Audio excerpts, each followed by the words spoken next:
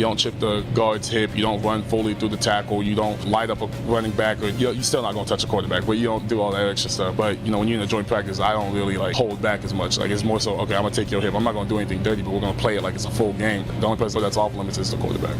The Browns and Bills will square off for their preseason matchup at Huntington Bank Field on Saturday. Todd Monken said the quarterback plan for this weekend is unchanged. Shedeur Sanders will play in the first half, Watson will take over in the third, and Dylan Gabriel will come in for the fourth. Some NBA news. Shams Charania reported yesterday the Buss family voted to sell their remaining shares of the Lakers to Josh Kushner and Bob Iger for the same valuation that Mark Walter had agreed to last week. Jeannie Buss is now contesting her siblings' vote to sell the family's remaining 17.8% share. If the sale goes through, Jeannie would no longer have the needed ownership percentage to remain governor of the team. No word yet on whether or not the Guardians will have Chase DeLauder back in the lineup tonight when the team opens up a 3-game set against the Giants at Progressive Field. The outfielder exited Sunday's game with a hamstring injury. Stephen Vogt said the move was made out of an abundance of caution. You can now find 92.3 The Fan on YouTube. Subscribe to our YouTube channel and get the best content from our shows each and every weekday. That's 92.3 The Fan on YouTube. Headline sports news every 20 minutes on 92.3 The Fan. From the University Hospital Sports Desk, I'm Meredith Kane. The afternoon drive. Good start. It was a good start. Not a very good start. It was a good start. Dylan Gabriel and Kevin Stefanski played that offense last year. And so I don't know. Was this just an offense, Nick, that was set up for Deshaun to make sure he could just do the basics and just do the easy ins and outs, not throw any of these bad interceptions we've seen in preseason in the camp so far, and just not fall flat on his face? Was that what this was? Was this a trust exercise? Almost. Is it like a trust fall? Almost. Like, hey, like Monken goes to him, hey, listen, we want the best for you. You're going to look the best if you do this. And just hit the easy spots, just make the easy throws. We're not going to test it in any sort of way. And just pass that, and then we can see what happens moving forward. The afternoon drive. Weekdays starting at 2. 1, 2, 3. We are Sports Radio 92.3 The Fan. The Ken Carman Show with Anthony Lima. If coaches weren't afraid of getting their guys hurt, there's no way they would say that a joint practice is like a game. There's no way, because everything matters when you're stacking plays. Unless we move the ball, which we're going to at the end against them, there are no consequences. There aren't consequences for a trip. Luckily, we overcame it, but there isn't a damn game. Or being down on the clock, or coming out of the tunnel as a rookie, right? Like taking the field, the jitters of that. But no one's going to say that a controlled environment's better than a game. But if you're going to play one-on-ones, it's pretty damn close. Would I like to have a decision today? Of course. Would I like a decision by next Monday? Of course. Oh, I'd love to have that decision. And we'll see. We've got a lot of football this week. We've already had a lot of football.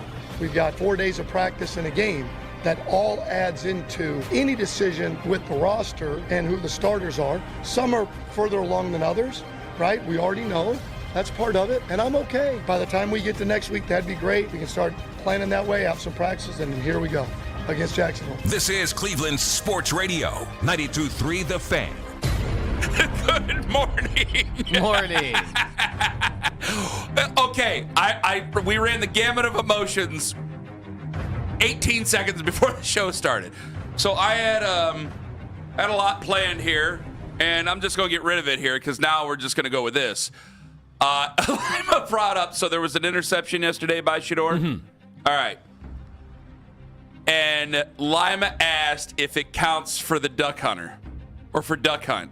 What are you guys calling it? Are you calling it duck hunt or duck hunter? Wasn't the game called duck hunt? The game was called duck hunt. Yeah. Yeah. Then they were calling it duck hunt. Then we might until we get sued. So you guys. You know what? I'm watching it. It does not look like a duck. So Owen says to you, Lima goes, "Don't you do it, Ken? Can we count this as duck hunt?" And Owen goes, I watched it over and over and over again, and I don't think it was a duck. And I go, well, can we talk about this in the air? And Owen goes, no. If you do it, I'm going to sabotage it. And Lima goes, no, that's the whole thing is we're being fair. We are being fair. And we didn't call the interception in the preseason game.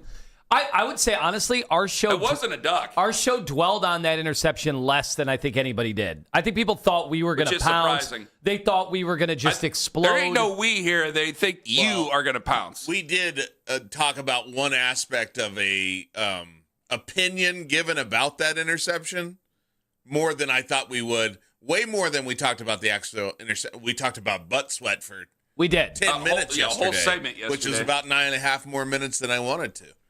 I kind of want to expound on that. I think there's an audience. I mean, for was that. it like a waterfall at a amusement park? Oh God, shut up! I don't understand why it's such a big deal. Somebody, and I told you, I remembered it being a conversation piece before. I'm sorry, I'm tying my shoes, so I'm a little away from the mic.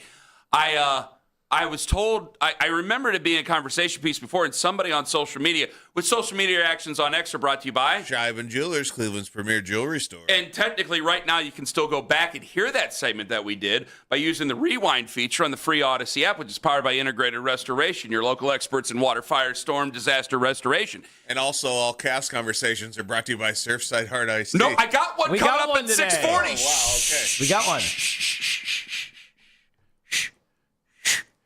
And also, it's training camp. Yeah, my paranoia is. So just so you know. Training Playing camp in. coverage powered by Expert Renovations and Consumer Tire. 92.3 The Fan. And then sometimes it's also training camp. Training camp coverage powered by Genesee Brewing Company. 92.3 The Fan. You're going to have to do that again. for They the day. ain't going to allow you to do that. There's no way Keith's going to allow that to happen. What So- about our school commute report? Somebody- Schools start today across That's Northeast brought to Ohio. you by Duck Hunt. I thought it was brought to you by Waterbed Emporium. Tell him the Sandman sent ya. Somebody reminded me that Tom Brady talked about Ted Karras at length about the perspiration. He's a free perspirer, Ted Karras is. And I remember that conversation. I think they actually had it on Bussin' with the Boys. It's maybe Ted Karras that had it too. But Yeah, anywho, you're in that world, so you've heard more of that. Yes. I thought about this yesterday. Yeah, it's gross. It's really nasty. I don't like talking about it. I got a quick 4 miles in yesterday, Kenny, outside. Awesome. It was very humid. Got his run in. We're getting my averages down. We're back down to under 8, sub 8. That's pretty good for your boy in his late 50s. QC Kinetics is working Let's out, go. man. Let's go. There you go. Now, can you tell me what a woman might do if she were pushing a stroller and running a mile? What would that full time minute ahead of me. wait, no, full 3 minute. minutes ahead. Full minute and 45 ahead of me. So, I was going to tell you. Oh. I got back in. I was drenched. It was the dew point was like 80. It was crazy. And I got back in. I don't know what the barometric pressure was. I got back in. Relative humidity. Oh, and after we it lost was- Dick Goddard, no one's there to Nobody tell knows. us. Who's to say? one. And I tell Dante all the time, and he's like, "You don't care about that." And I go, "I know." as hairy as I am in some places, which normally there's a hair to sweat connection. Come on. For me, well, you got to think about this stuff again as you're eating your No, you you're don't. eating your oats, your overnight oats this morning. I can't eat oats. I start The rock gagging. and sock. And I dip some peanut butter in there and some honey. I'll even throw a little bit of a splash of cinnamon. So when you're hearing about the sweat oozing from the center You gotta as he's stop. snapping the You gotta football, stop. and who knows all the different because there's dirt in there. You know that was not on turf. There was going to be, all sorts of particulate, and then whatever's falling from the sky. It can get, it can become a chemistry equation there. Well, as I finished my run yesterday, I was thinking, what would it be like to snap a football? And could I screw up course you did. a quarterback competition just based on my sweat intake? Yes, you could. Yes, you could. Actually, no, you couldn't. Because the truth or the theories of fans are much different than the truth to football teams. So that's an understood thing. It's part of the deal, man. It's just part of the deal. But, ball slip, what are you going to do? That's the way it goes. So, hey, it happens. But it didn't count as a duck. I agree. According to you, what were you going to sabotage with then? Nothing. I just like getting in your head before. Oh, the show starts. you got my head big time. Big time. You got me nervous. All right. So other than that, I don't know. No. You're making me nervous over here. Well, I'm not nervous. Nervous? Maybe you're losing your nerve here. Is all I heard yesterday. Like Daryl was in on it. Coach Lance is a positive person, so I don't know if I don't think Coach Lance is ever going to come out and say a guy was terrible. But I did hear it was and I wasn't there. But according to the reports, it wasn't a very good day for Shedeur yesterday. I mean, Zach was pretty adamant. Okay, now, I was there earlier in the day. I had to leave before that all happened. So, what do we make of it? Because you say you brought it up. Now you know how I feel about that damn tracker stuff. That when I hear that he's rough, Then you look at the tracker and you're like, well, no, come on, look at these numbers. Well, I can't be bothered by silliness anymore. So I don't think that Zach is personal with it or anything. I think he can make things personal if he wants to, but he's not going to make things personal here. I don't think Daryl wants to make things personal here. I don't think other people want to do it. And if he didn't have a great day, it needs to be documented. But when you brought up, I don't want to even do any credence to this at all. What did you say? Well, he was 16 of 21? Something like that. Oh, my God. Oh, you made it up. No, but it was like that. It was. I looked and I'm like, wait, how could he have had such a bad day? So but that's the difference between being there and not being there, and also taking into account what kind of a drill is this? Because we're kind of getting away from the training camp stuff and into, they're actually playing preseason games. They're actually going to be in a joint practice. Yes. That stuff's going to matter way, way more, because in that joint practice, I mean, Kenny, you've seen those play out. Like, the other guys want to kill you. They are trying to make you look bad. In some aspects, some of the reps, they're trying to make you look bad. Well, in others, the coaches yes, want to get some work in. Yes and no. Like what I saw what Jared Verse did. Like, if I'm going too far in the weeds, tell me here. Okay, what I saw Jared Verse doing, I haven't really seen that.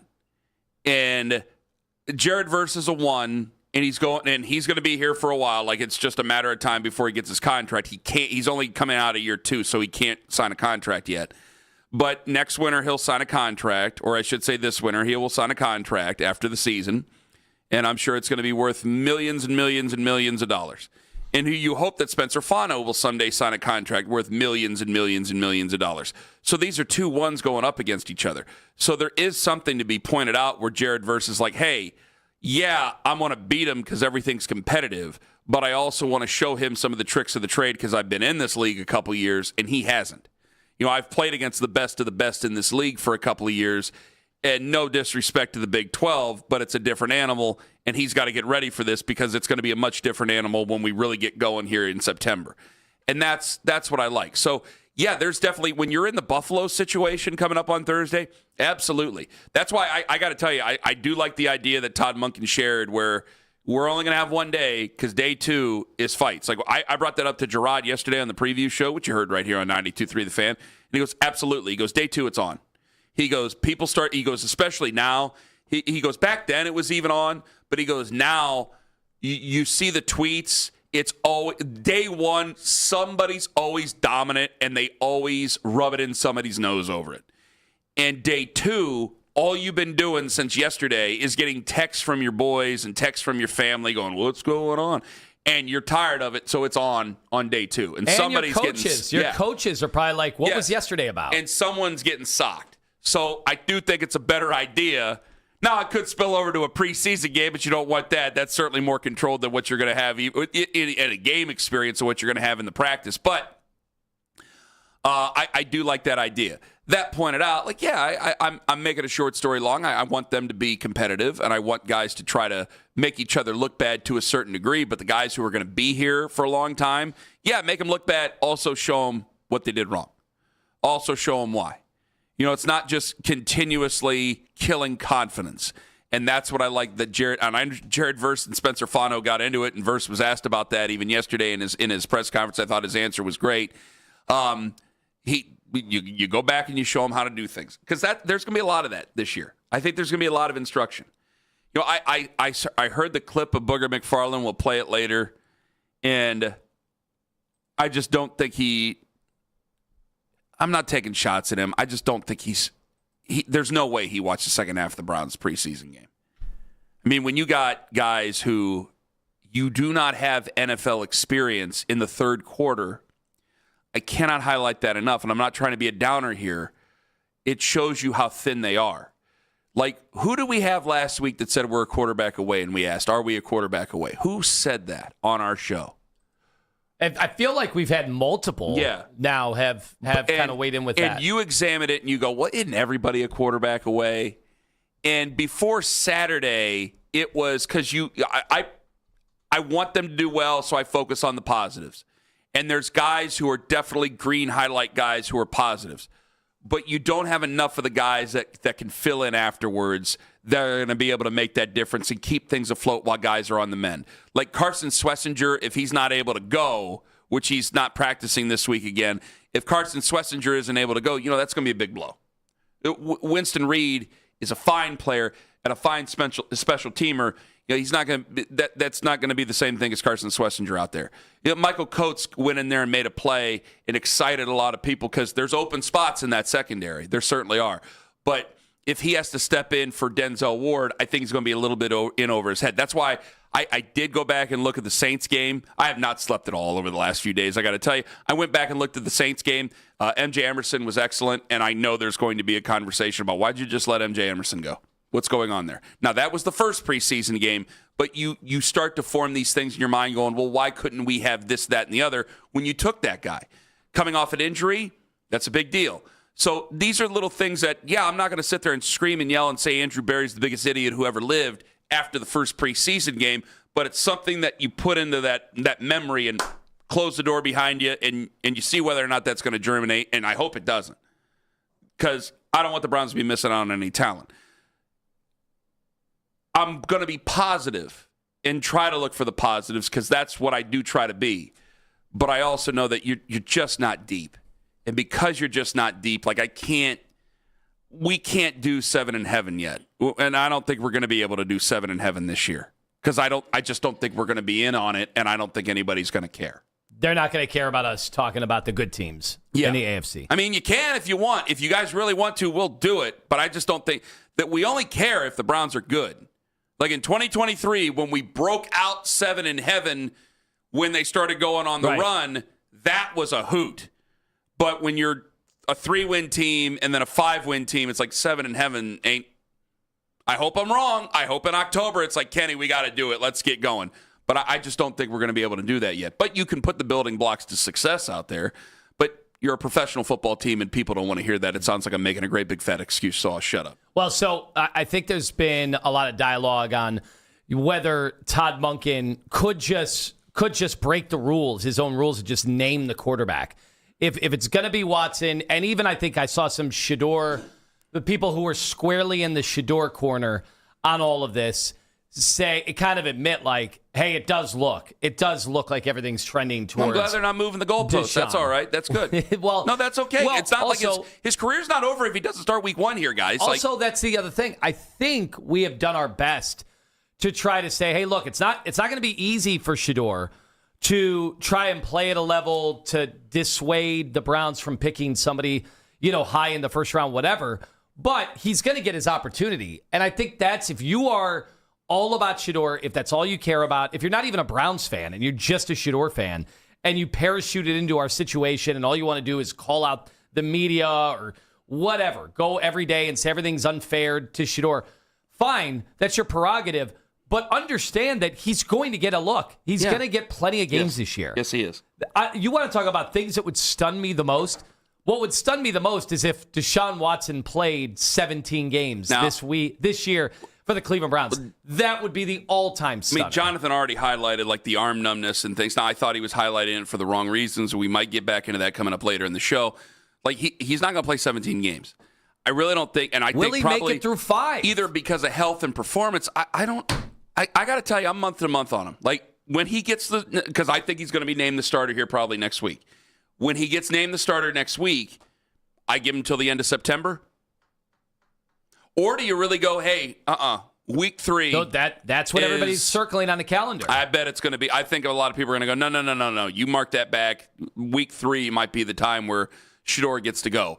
I mean, and in the grand scheme of things, 2 weeks, you get 15 games. You're going to get a hell of a sample size. And I do think that some of us are starting to become pragmatic about that, which is a good thing. Aditi Kinkabwala going to join us at 8:20 this morning. 6:40, paranoia is starting to creep in with me, and I need to ask you a very pointed question because an offseason that is not very good right now could go from bad to worse. And the return of the neutral zone because we have preseason football. And the team and the coach I was most disappointed with over this last weekend of preseason football. I will tell you about that coming at 8:45 on the Fan. Northeast Factory Direct and NortheastFactoryDirect.com. The Sleep Easy situation. Maybe you just woke up and you're a little bit groggy and you're going, oh my goodness gracious, another night on this mattress. I can't do it. It's lumpy or it's too hard or any other thing. Maybe you got one of them old water beds or something like that, and you're going, oh, my gosh, I thought this was a good idea back in the 80s, just like I thought parachute pants were a good idea, or a Walkman, or actually a Walkman was a good idea. Either way, get on over there to Northeast Factory Direct at NortheastFactoryDirect.com and see the Sleep Easy system. First, they're 60% off the retail compared 60% off retail compared to the other leading brands. Second of all, they're made right here in the good old US of A. 30-plus premium mattress options, so you know you're buying comfort and you're getting the one you want. And you're getting it for, again, up to 60% off of what you're going to pay at the big box retail store. So don't waste another night trying to sleep. Fall asleep the easy way with the Sleep Easy system from one of the 4 great locations. And online first, NortheastFactoryDirect.com. The Browns will welcome the Bills to town for a joint practice on Thursday as the two sides prepare for their preseason matchup on Saturday. And speaking with the media yesterday, head coach Todd Monken explained how Thursday's practice could impact the team's plans for Saturday. Well, we both talked about that if we see out of our ones, our group, our older players, what we want to see on Thursday, they would not play in the game. We agreed upon that. The plan is that we'll play our ones a significant amount against each other on Thursday in a controlled environment. Not that the other guys aren't going to get reps, but in a controlled environment and see where we're at against one of the premier teams over the last 10 years making the playoffs. I'm excited for that because in that practice we get to see our ones against ones. That's going to be fun. The head coach also said the quarterback plan will remain the same, with Shedeur Sanders starting in the first half, Watson taking over in the third, and Dillon Gabriel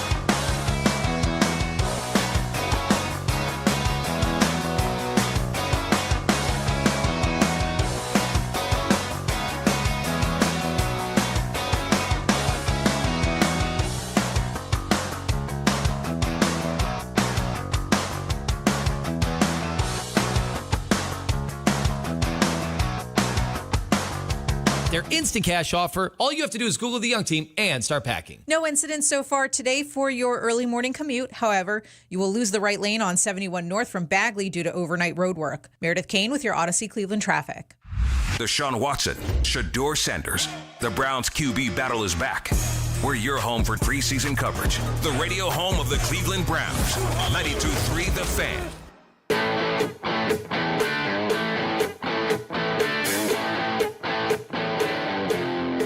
Big thanks to Heath Weber. It was Ryan Wilson who said it. That's right, because he got smoked on social media over it. Oh, they were. That's they were right. Killing him. I remember it. Thank you very much, Heath. It was Ryan. Usually I remember those things. I'm glad it was at least on our show. It was a big conversation piece. Aditi at 8. I think I might have misspoke and said 8:20. Aditi's going to join us at 8 o'clock. Browns preseason sideline reporter, also the NFL on CBS. Who she thinks is the leader in the quarterback competition, but also, are there a couple of names we should get to know from the second half of Saturday's game? Are there a couple of names that we should get to know getting ready for Saturday's game against the Buffalo Bills, guys who could be on the bubble? Because there's names that are there that definitely are making this team, but I think this is the first time, even in the 3-win season and the 5-win season, I do think there's more open spots than there have been. I think that there's more that is unspoken for than there have been. Again, Gerard cannot stop saying nice things about Michael Coates. Michael Coates, who came in and obviously had the interception back on Saturday when they took on the Chicago Bears. 216-474-0092. All right, you're either coming around on Deshaun Watson or you will just watch any football that's thrown in front of you. Did I say coming around? Maybe you're at least curious about Deshaun. Not maybe coming around. Maybe hate watching. Let me walk that back for a second. You're either curious about Deshaun or you're just so starved for football, and this is why it's a reason or a question, because it is a football-rich area. Would you just be willing to watch any football they put in front of you? Because Lima has some numbers there in front of him that he wants to read off to everybody. Go ahead. Every time. See, I took this different than you did, but every time, Kenny, that there is some on social media, some way that they try to measure fandom, it's always a joke. It's always rhythmic. It just seems it's usually an app that somebody's trying to get sold, so they're trying to get clicks, and so they go, hey, this is the sports. These are the ones that have sex the most. These are the ones that lead in divorce, these fan bases. These are the ones that lead in depression and happiness and all that other crap because they're trying to sell a website. It seems like junk science. It doesn't seem like, and I know nobody trusts polls at all, even though Kenny is somebody who took polling classes, political science polling classes. I believe in them very strongly. Yeah, but anyway, everybody calls you a liar on the internet, so what the hell has that got to do with anything? They do. So this was Nielsen, and Nielsen is considered, the gold standard when it comes to market research and measuring, audiences. They went through and ranked all 32 NFL teams. They called it their fandom index. So this, to me, is the most comprehensive one of these that I've ever seen. And I'll just... Because it's everything. It's obviously attendance, it's viewership, it's streaming, radio, attendance too. Radio listening. Then it went into taking into consideration. They explained all this in depth, like only the nerdy scientists there that do this when it comes to the numbers. Social media, betting intent, general interest, goes on and on. So it does make sense. The bottom 10 in this, and this is what kind of we've always assumed when it comes to these kind of things, when it comes to the NFL: New York, Los Angeles, San Francisco, Tampa, St. Pete, Phoenix, Atlanta. It's a bunch of transient, right? That's what highlights the lesser when it comes to this. And the smaller markets tend to be at the top. So number 1 is Buffalo. Number 2, Kansas City. Number 3, Green Bay. This one surprised me. Number 4 was Cincinnati. I know they've had Joe Burrow. And having Joe Burrow probably lifted them into an upper echelon. Joe Burrow's a very popular quarterback. Like, you do see Joe Burrow jerseys all across the country, not just Bengals fans. But you wonder how much longer is that going to continue? At least for one more, at least for this one last summer, and we'll see what happens if he's healthy. I wish nothing against Joe Burrow. He's a good guy. Okay, Philadelphia, number 5, and then rounding out number 6 through 10 is Pittsburgh, Baltimore, Detroit, New Orleans. And I thought it was interesting. New Orleans and Detroit were tied for 8. And then Cleveland, number 10. And you actually took this differently than I did. Well, I thought people were going to pounce immediately because I know there's been, I don't know if it's brainwashing or what, but anytime something like this comes up, Clevelanders just assume we're number 1 or number 2 on these lists every single time. Top 5. And yes, you'll see a bunch of people assume that we're in the top 5. And I sent this to the group and I said, is this the Deshaun Watson factor? Has it been 4 years of Deshaun Watson has dragged us down this list? Because not just Deshaun, they haven't won. And even though they did make the playoffs in one of those years, which was exciting and all of that, wasn't enough to pull us up to that top 5 that I think people always seem like we have a birthright to be placed in that list. So there's a couple things. And what is the sample size over the time? What is the time? It says 8 key metrics, but is this like over 1 week or what was this? What was the time frame here? This says 2025. Okay, so this is the whole year? I think it means a few things. One, to still be top 10 shows you how ardent your fan base is, considering how downtrodden it's been over the last couple of years and how much they dislike number 4. All right? It's still a top 10 market for all these metrics put together. 2, yeah, I think that I look at Kansas City and I go, yeah, there's a lot of people who consider themselves not the one in the sausage closet. He was a Chiefs fan way before it. But I think there's a lot of people who consider themselves, quote-unquote, diehard Kansas City Chiefs fans who can never, ever name the quarterback who was right before Patrick Mahomes and can never name any of the tight ends before Travis Kelce or anything like that. Certainly not talking about anybody with the last name Laudeman in there. The other part of it is that Cincinnati, I think they're in the top 5 because of Joe Burrow, just like we had mentioned. Also, you brought up, you're going to get me smoked, but that's okay. I think it goes to show you just exactly how real the fan base of another certain quarterback is. Only number 10. It's a pretty loud fan base. We're only number 10 on that. Everybody buying the jersey. We're still only number 10 on him. Now, I'm sure if he goes out and he performs well and they're successful, that ranking will go up. But that was 2025, right? All of 2025. And you remember, you and I got hammered for when we talked about how no one was at the stadium for the first start and everything like that. And I don't know. All these metrics are put in here, Anthony. Only top 10? I mean, that's still pretty good. You can look at it 2 ways. You can look at it and go, well, he's a 5th rounder and being in the top 10 is fantastic for a 5th. Or you can go, maybe they're just not as... They're boisterous, but maybe there's just not as many as we make it out to be.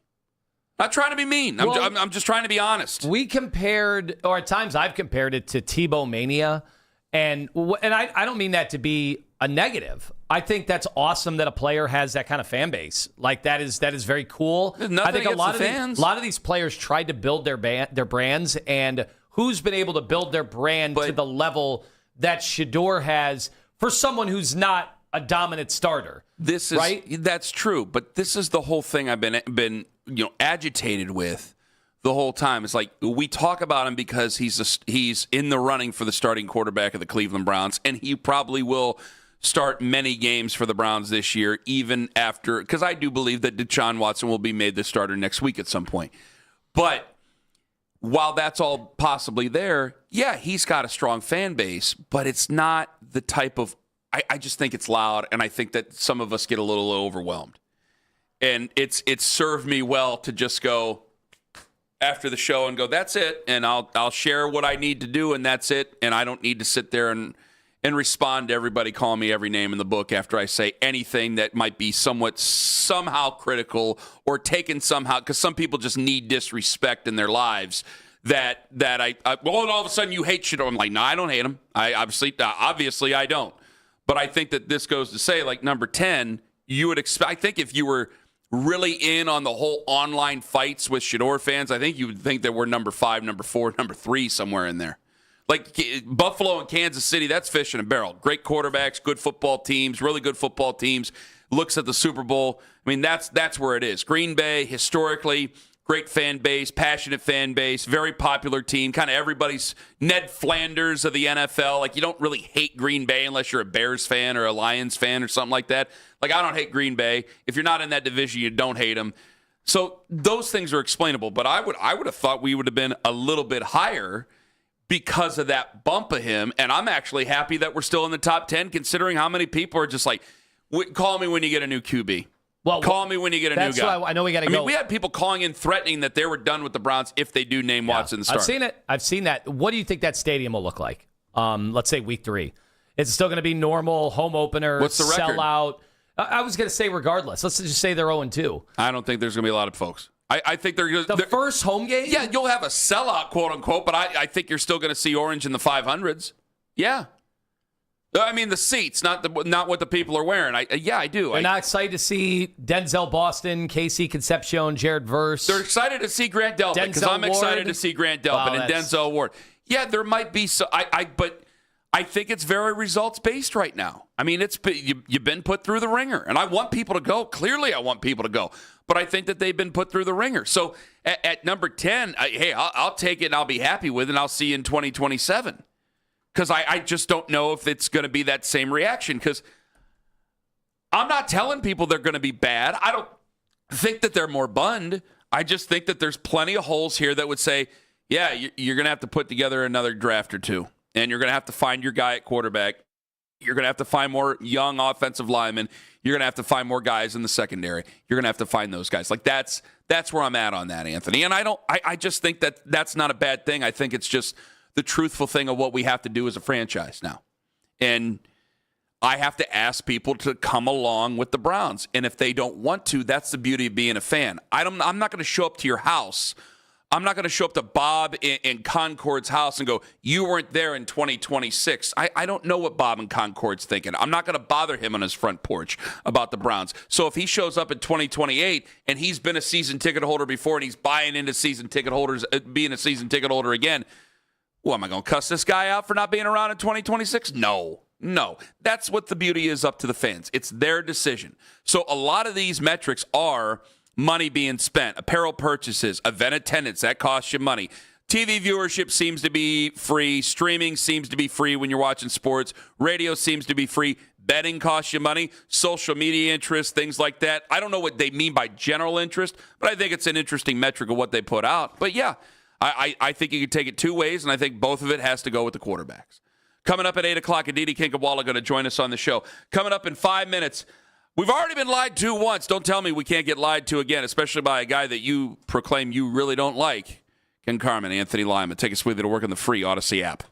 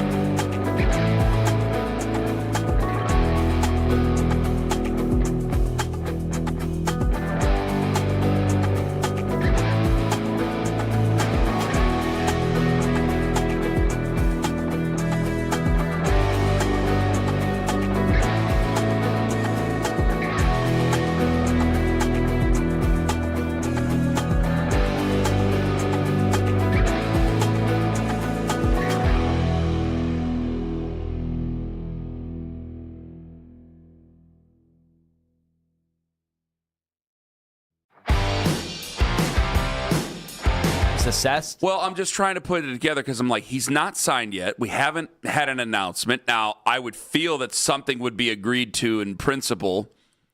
What the hell do they call that where they sign before they sign? The agreement, not an agreement, probably an agreement in principle. I'm just making them new words. Okay, fine.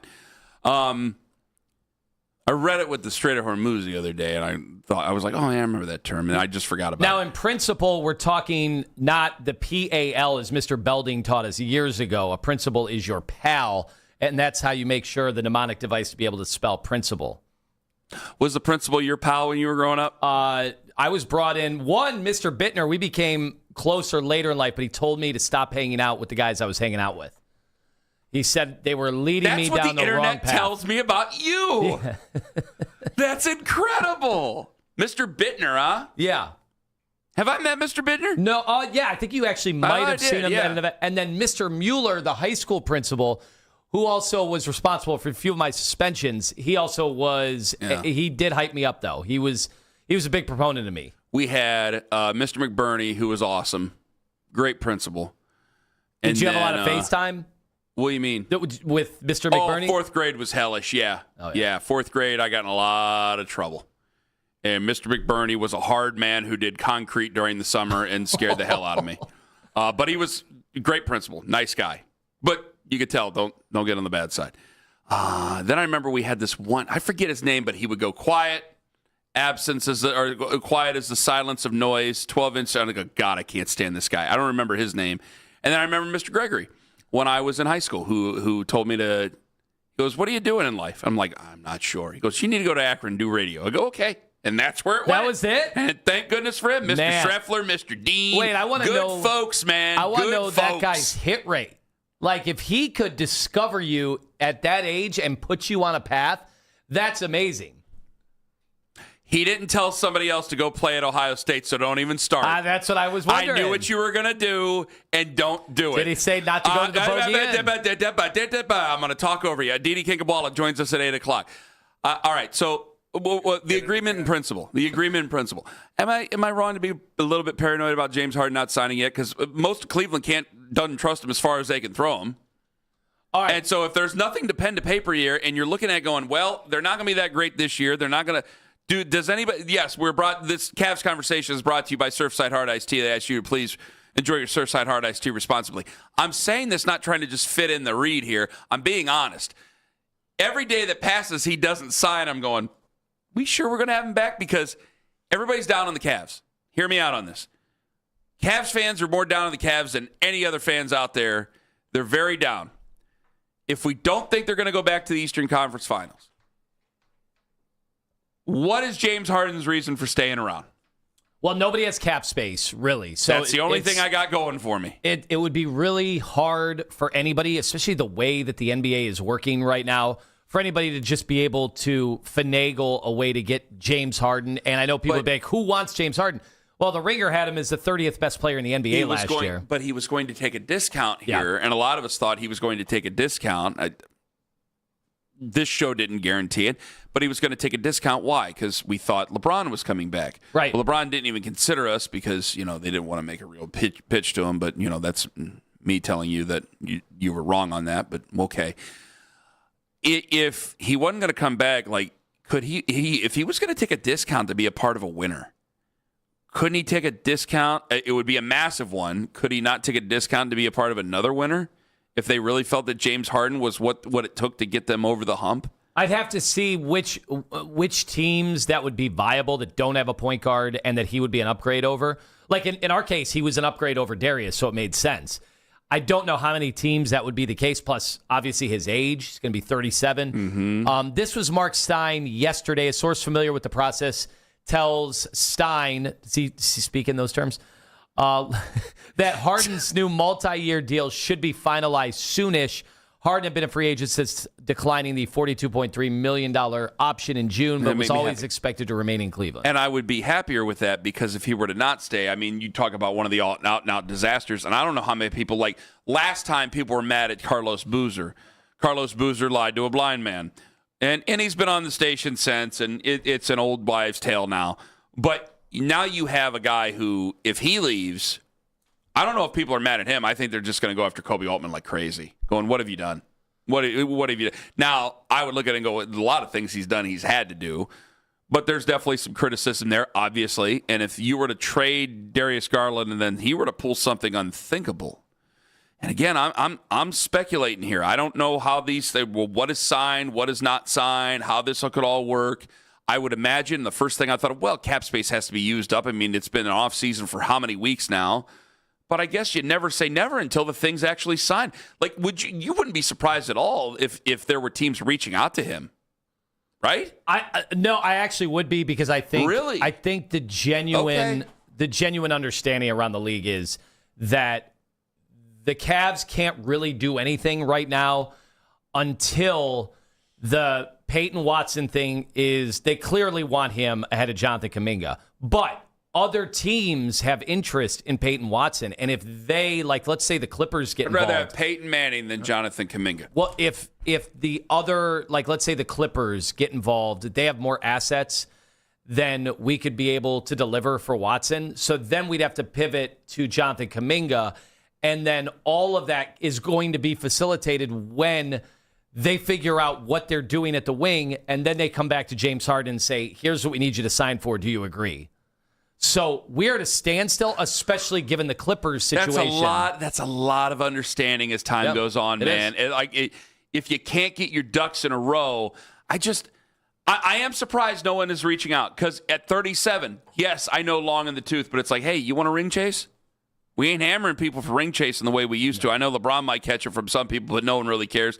You want a ring chase? You want to take a little bit of a haircut? You've already taken one. You want to take another? You want to be able to go ahead and change the narrative about your entire career? You got more money than God. I mean, you're the first person to bring it up. At the end of it, he will have made, what, $400 million in his entire career? So what's an extra $60 million if you can also win a ring and shut everybody up while you're at it? Like, these are the type of things, honestly, that make me paranoid while I start to think about the Cleveland Cavaliers, because there's more time that goes by. And if he were to be with the Cavs somehow, this would be a complete disaster. Like, you understand, if he signed somewhere else today, we would stop Brown's conversation, and it's like, what are we doing? What's It'd going be a on? mess. Kobe Yeah. Altman It'd needs be to a go. Like, it would be a disaster. total out-and-out disaster. And then you would start to think about, are we liquidating assets this year? That, to me, that's how important James Harden really is to this whole thing right now, which is probably not a great position to be in.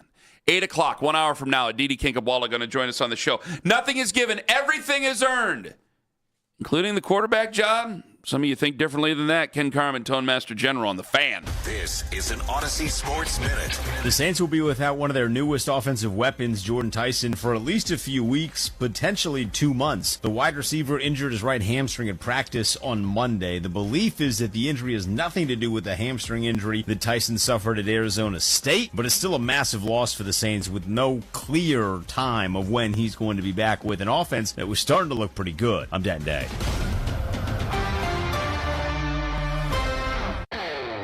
This is the story of the one who keeps multiple buildings running smoothly day after day.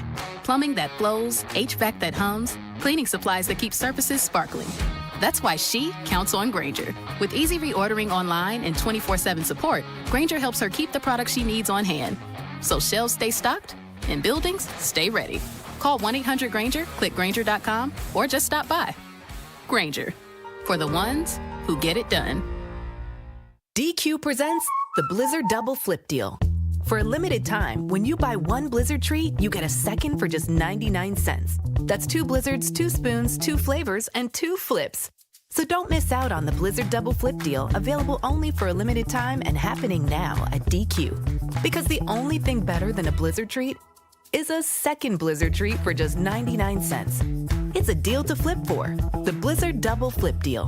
Get it in the app. Participation may vary. Hey, it's Brew, and I feel like everything in my life depends on being connected. Whether I'm uploading a video, hopping on a call before my show, or video chatting with my family back in Michigan, I never have to think about my Wi-Fi. And that's why Xfinity stands out. You get the most reliable, fiber-powered Wi-Fi with the best equipment at one price for 5 years guaranteed. No contracts or commitments. Plus, you can get online in minutes with same-day Wi-Fi. Restrictions apply. Not available in all areas. Use of fiber or coaxial cable. Learn more at xfinity.com/same-day Wi-Fi.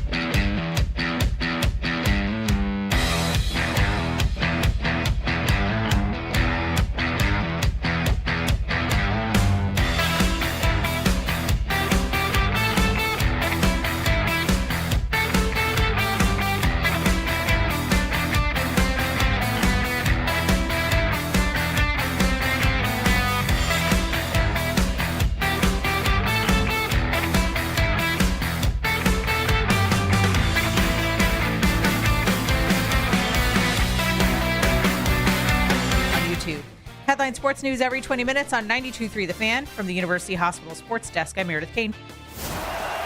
All the Browns and NFL news you may have missed at work. The Afternoon Drive. Weekdays starting at 2. 92.3 The Fan.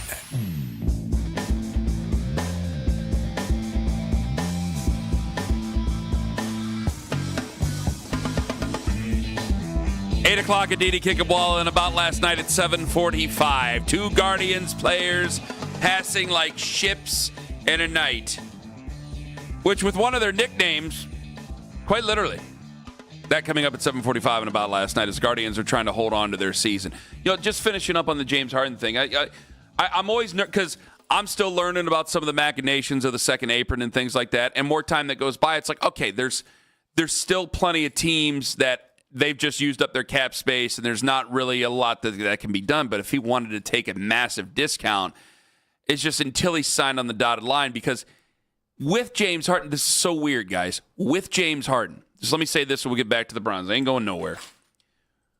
With him, you still could be maybe an Eastern Conference final. Well, I'm not sure. Second round NBA playoffs team. I don't think that anybody's taking him to win the Eastern Conference and go to the NBA Finals right now. It's just a simple fact. But without him, if something like this to happen, like I think that we're getting calls about firing Kobe Altman, about this being a disaster, about this era of basketball being a waste of time, where I think you might have found the second greatest Cavalier to ever play for the Cavs out of this era. So I think I'd be a little bit defensive of it, but, it would be an out-and-out disaster for this franchise with this fan base because it would feel like Boozer again, but I don't think that people are blaming Boozer this time. I think they blame Kobe Altman. I think they blame the Cavs. We always knew that they were kind of careening into a tough spot at this stage, especially with the extension of Donovan Mitchell. The fact he's going to be a $70 million player, even if he did cut him a discount, doesn't sound like much of one. And if Evan Mobley didn't surge ahead and take that next step. And so that's still all eyes are going to be on Evan Mobley because you knew you were going to be up against it when it came to the cap, just in general, of having to pay the guys that you have to pay. It would have been the same, by the way, with Darius Garland. He would have been up for an extension too. Yeah. So that's kind of why the rubber met the road there. Well, what has bothered me is that there has been this groundswell of I think Darius Garland fans, to me, that just didn't exist. I mean, I was ready for the fight for years over how much better this team was with Darius Garland. Now, I do think that they're better with James Harden than Darius Garland, and there have been some people who've come out of the woodwork about that, too. But, there was a long time where we fought about Darius Garland and how worthwhile he really was. And the moment they trade him, you trade him for a guy who's not a very popular player. Mercurial, certainly, but still one of the best to do it in this generation. You can't deny that. Even at 37, when you're saying he's the 30th ranked player in the NBA, that's a hell of a thing for a guy who's that old to be able to do that. I mean, most guys back in the day were done playing right after they turned 30. So he's done a tremendous job. And I point out that Russell Westbrook just retired, and yet you still got James Harden playing at a high level, starting player who played more minutes, logged more minutes than any other Cavalier. It is very surprising. It's very good, but if he were to go somewhere else, I think it would be understandable for him. I just think it would be an out-and-out disaster for the Cavs.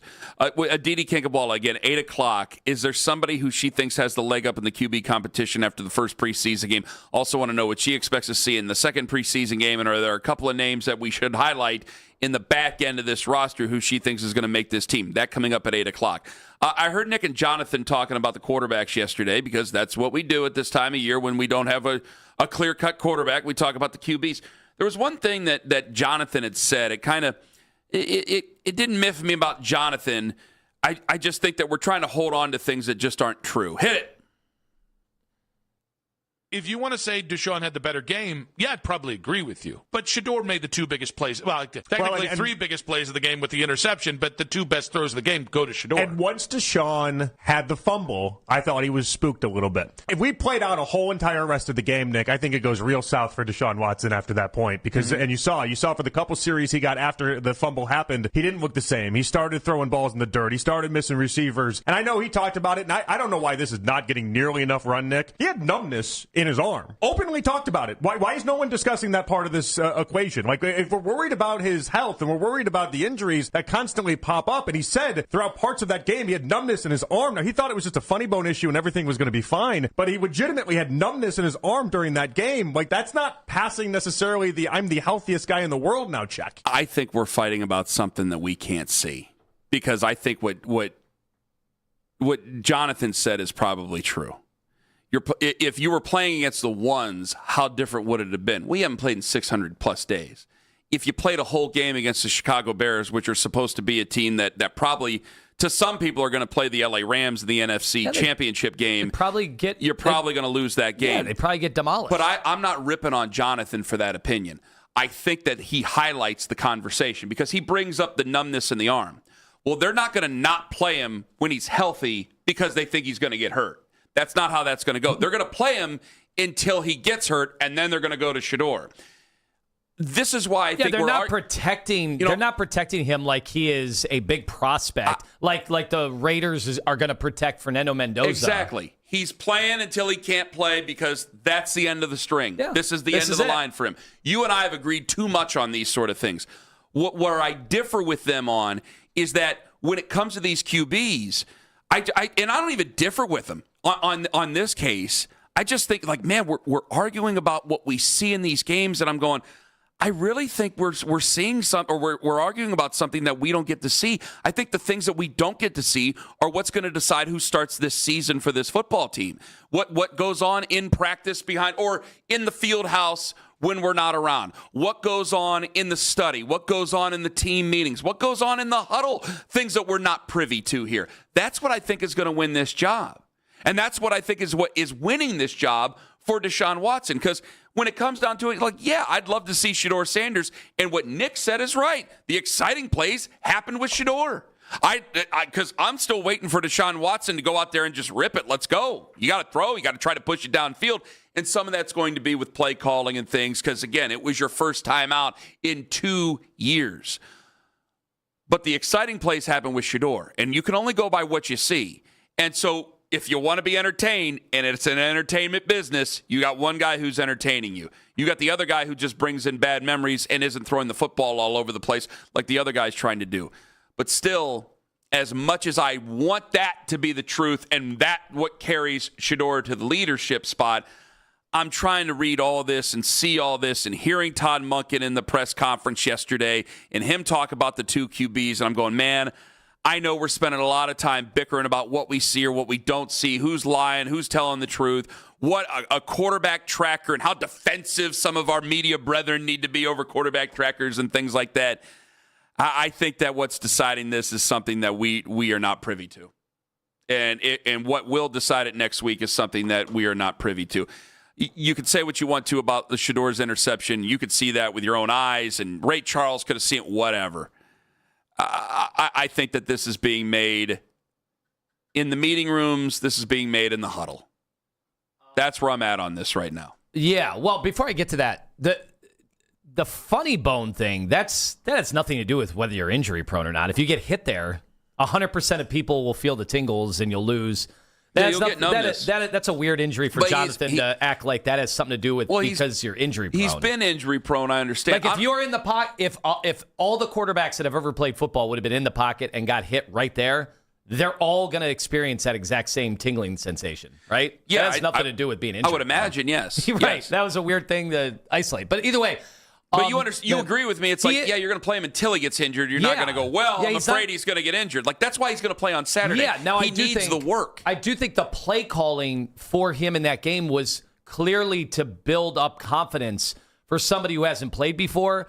And they're not really worried about that with Shedeur. Shedeur played last year. He played in 7 games. They're not worried about Shedeur's confidence. He's also a 5th-round pick that they have no investment in.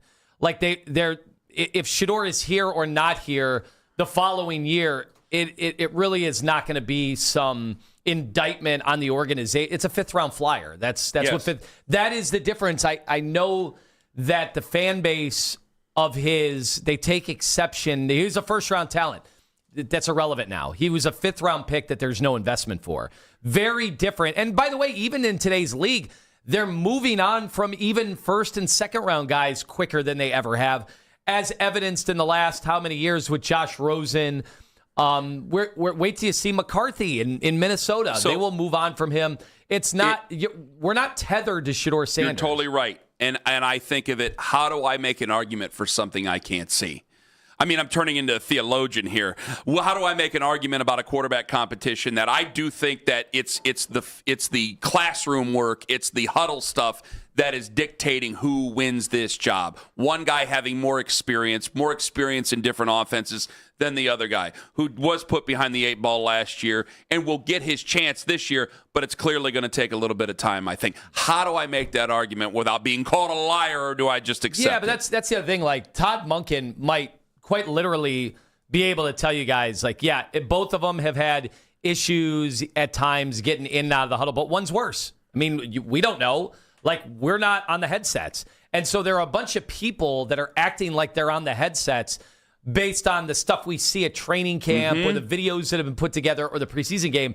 And there is so much more. And I warned people this at the start of the whole quarterback competition that, hey, we're going to sit here and dwell and obsess about trackers when the thing that might matter the most to these guys, if they're close, is are they operationally good, and do they have a knack on the film study and all that? We're not privy to that. So why are we assuming that we would be able to make those determinations? That's exactly what I'm trying to argue. Do you think, though, that Deshaun Watson's earning the position this year? I don't. I wasn't even able to get all the way there yesterday. Like, would he have earned it? It's all relative, right? Like, how many quarterback rooms could Deshaun Watson have won the starting job this year? And I'd say the same for Shedeur. How many rooms would one of them emerge as the starter? Can I address that in 5 minutes? Yeah. Okay, 216-474-0092. Edidi Kinkabwala, 8 o'clock on the Fan. Aunt Kenny, there is a story not far down the road, and somebody you know very well, and you're privy to, who I'm a little worried about what's going on at that university right now. And there's a tie-in with another employee on this show. No, good guess, but there's another one. Another employee on this show? Another employee on this very show. A US school Air Force? that he holds near and dear to his heart. All right. Explain it to me then when we come back. Fine. Whatever. Anthony Lima, 4.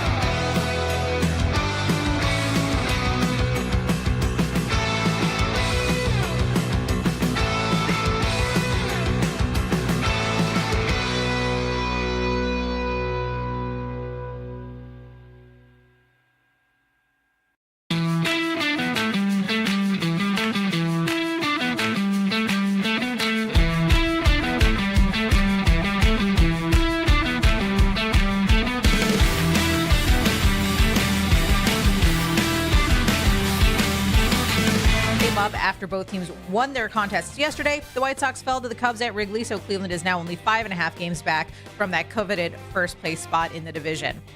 The Todd Monken Show is back tonight at 7 o'clock. You can catch tonight's Coach's Show immediately following Afternoon Drive right here on the radio home of the Browns, 92.3 The Fan. Headline sports news every 20 minutes on 92.3 The Fan. From the University Hospital Sports Desk, I'm Meredith Kane.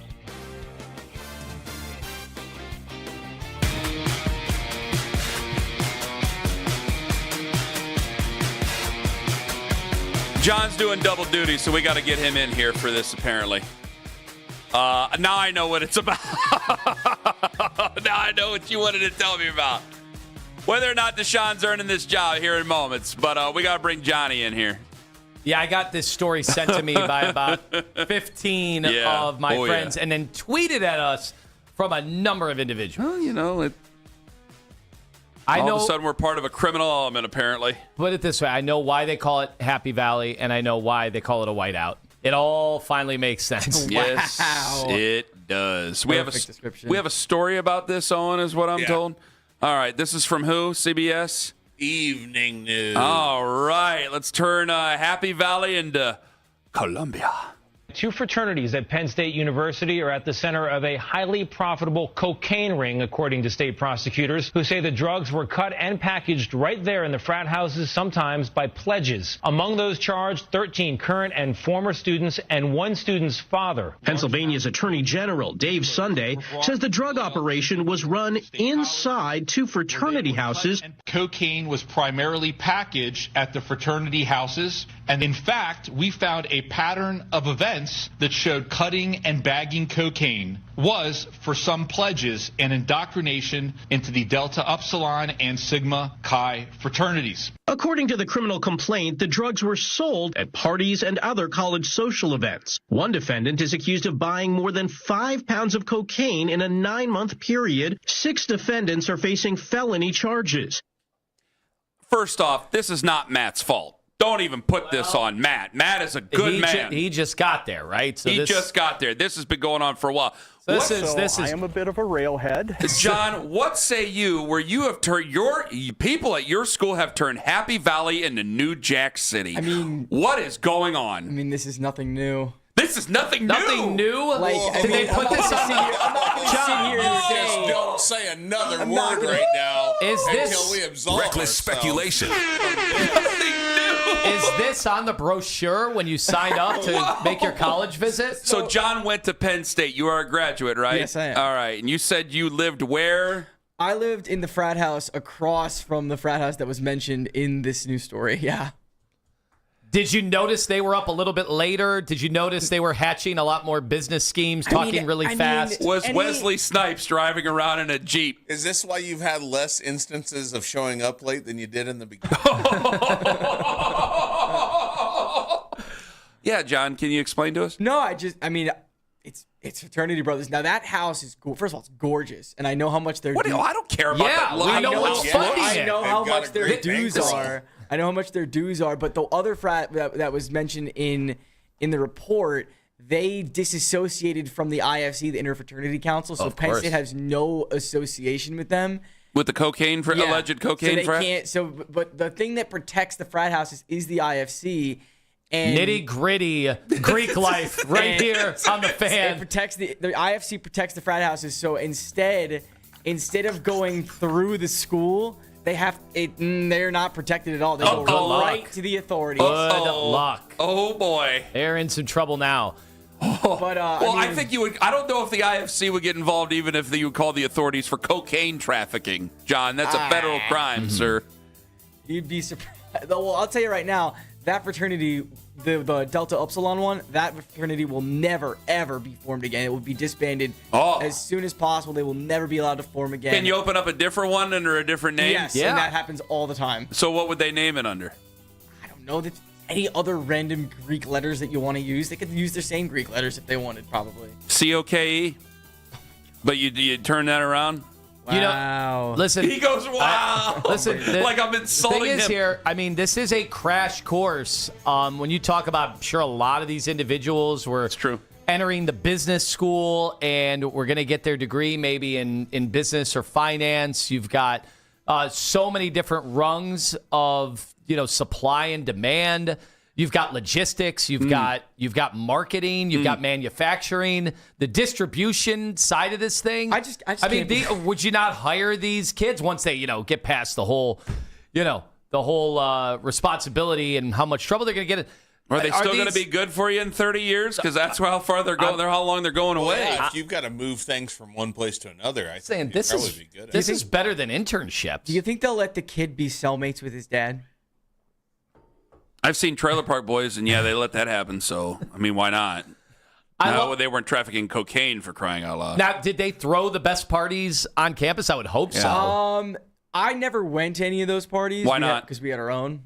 And then you weren't allowed to go to other ones? You have to have like a wristband. So I had friends at other fraternities. I didn't have a friend. You have to have a razor and a mirror. Yeah, if you're gonna let guys into frat houses in Penn State, you need to have a wristband. Is this something that Matt Campbell is going to have to clean up? Is this going to be his first? First of all, got to keep the football players away. God, I hope not.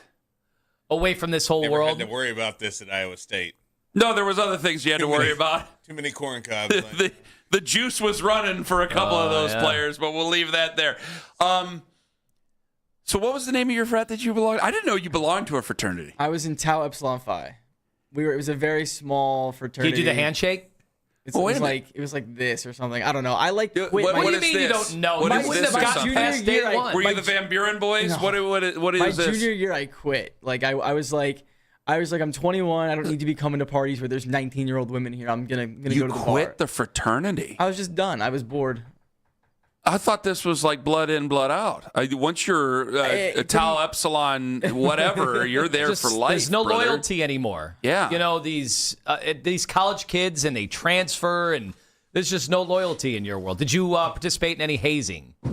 I can neither confirm nor deny. That's the good answer right there. Now he's learning. Well done, John. All right. Well, I'm not, unless I know any of them actually play for Penn State, they can't borrow anybody from the dream team. And they got to be good, not leftovers from James Franklin. No. And we don't, Ohio State doesn't play Penn State, which is a crime. They should play every year. So why? So they can lose by 30 every year? So I can make a road trip. I've got the address written down. Well, next year I got the road trip for us. I can't go this year. We still have a football season, and then I only go to the early season non-cons when it goes to that. You understand how that works.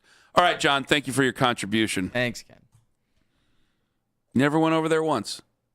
You didn't? Okay. No, my best friend's little brother's in that frat, though. Aditi at 8 o'clock. Do you think that Deshaun is earning? You don't think Deshaun is earning this job?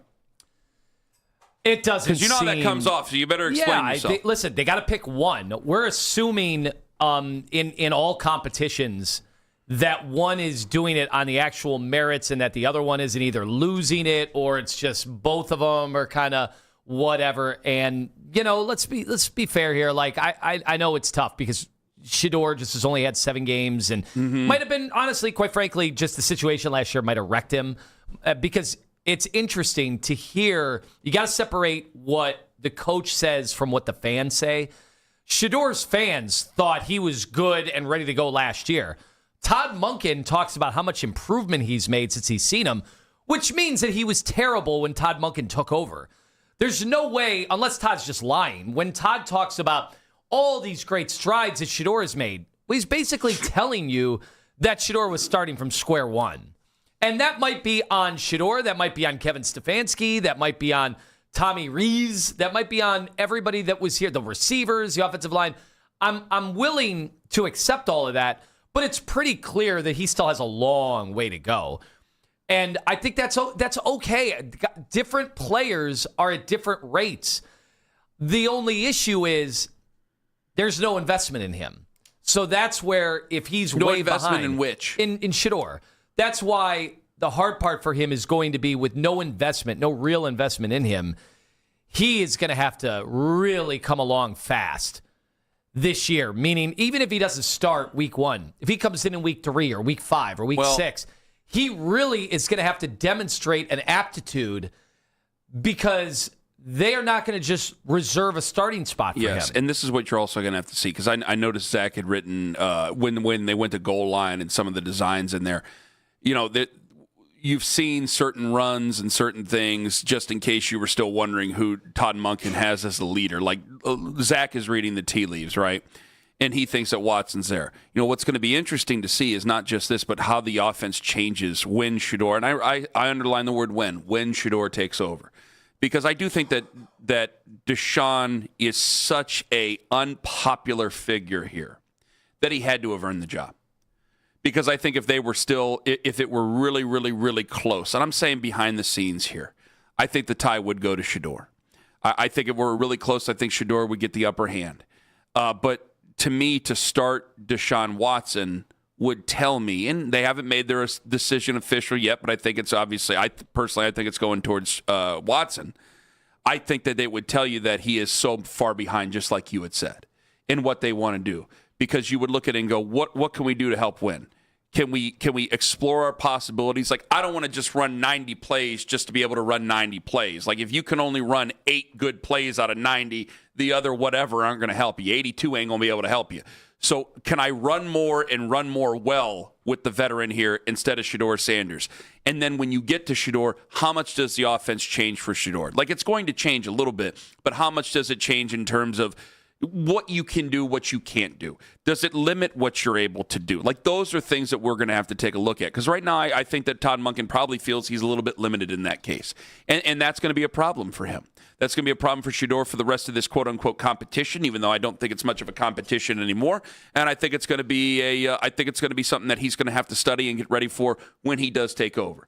Because, I first said it, I think I give Deshaun Watson until the end of September if he does, in fact, win the job. But I do think that there's a lot of people going, they're only going to give him the first couple of weeks. They'll give him the first week against Jacksonville. They'll give him the second week against Tampa Bay. I think after Tampa Bay, if you have your former quarterback go out there and put it on you and start talking trash, which he can do one of those things, and he will do the second thing if he does do the first, then I think we're going to have a strong conversation that Monday amongst the fans going, what are we doing with this guy? We need to go on to the young one here and give us something to look forward to. Because not a lot of people are going to be, the only thing they're going to look forward to in that week 3 game in the home opener is booing that guy if he goes out there and he embarrasses himself over the first couple of weeks of the season. So I guess I have to walk back some comments here and say, I can't give you till the end of September. I can give you the first couple of weeks. Like that, even when Deshaun wins the job, Anthony, I think his job is still up in the air. I don't think he's very secure. No, not secure at all. I do wonder if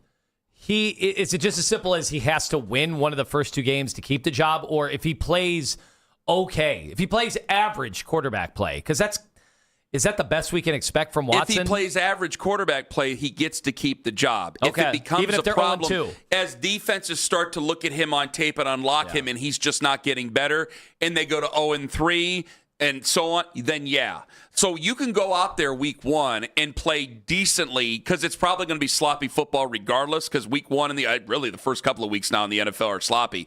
So you can go through that and slop your way to either a victory, or as long as you just eliminate as many turnovers, you could probably still be in that football game. And maybe the same thing could be said week 2 against Tampa Bay. At some point, people are going to open up the curtains and actually see what you are, and it's just how far he can go. Can he become better over time with real live play, or will he be figured out?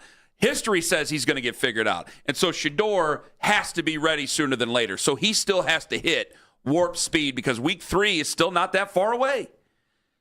We are getting closer to the season, and week 3 is not that far off from that. And I do think that they are cognizant of welcoming in fans to the stadium and them not liking the quarterback or who they're playing.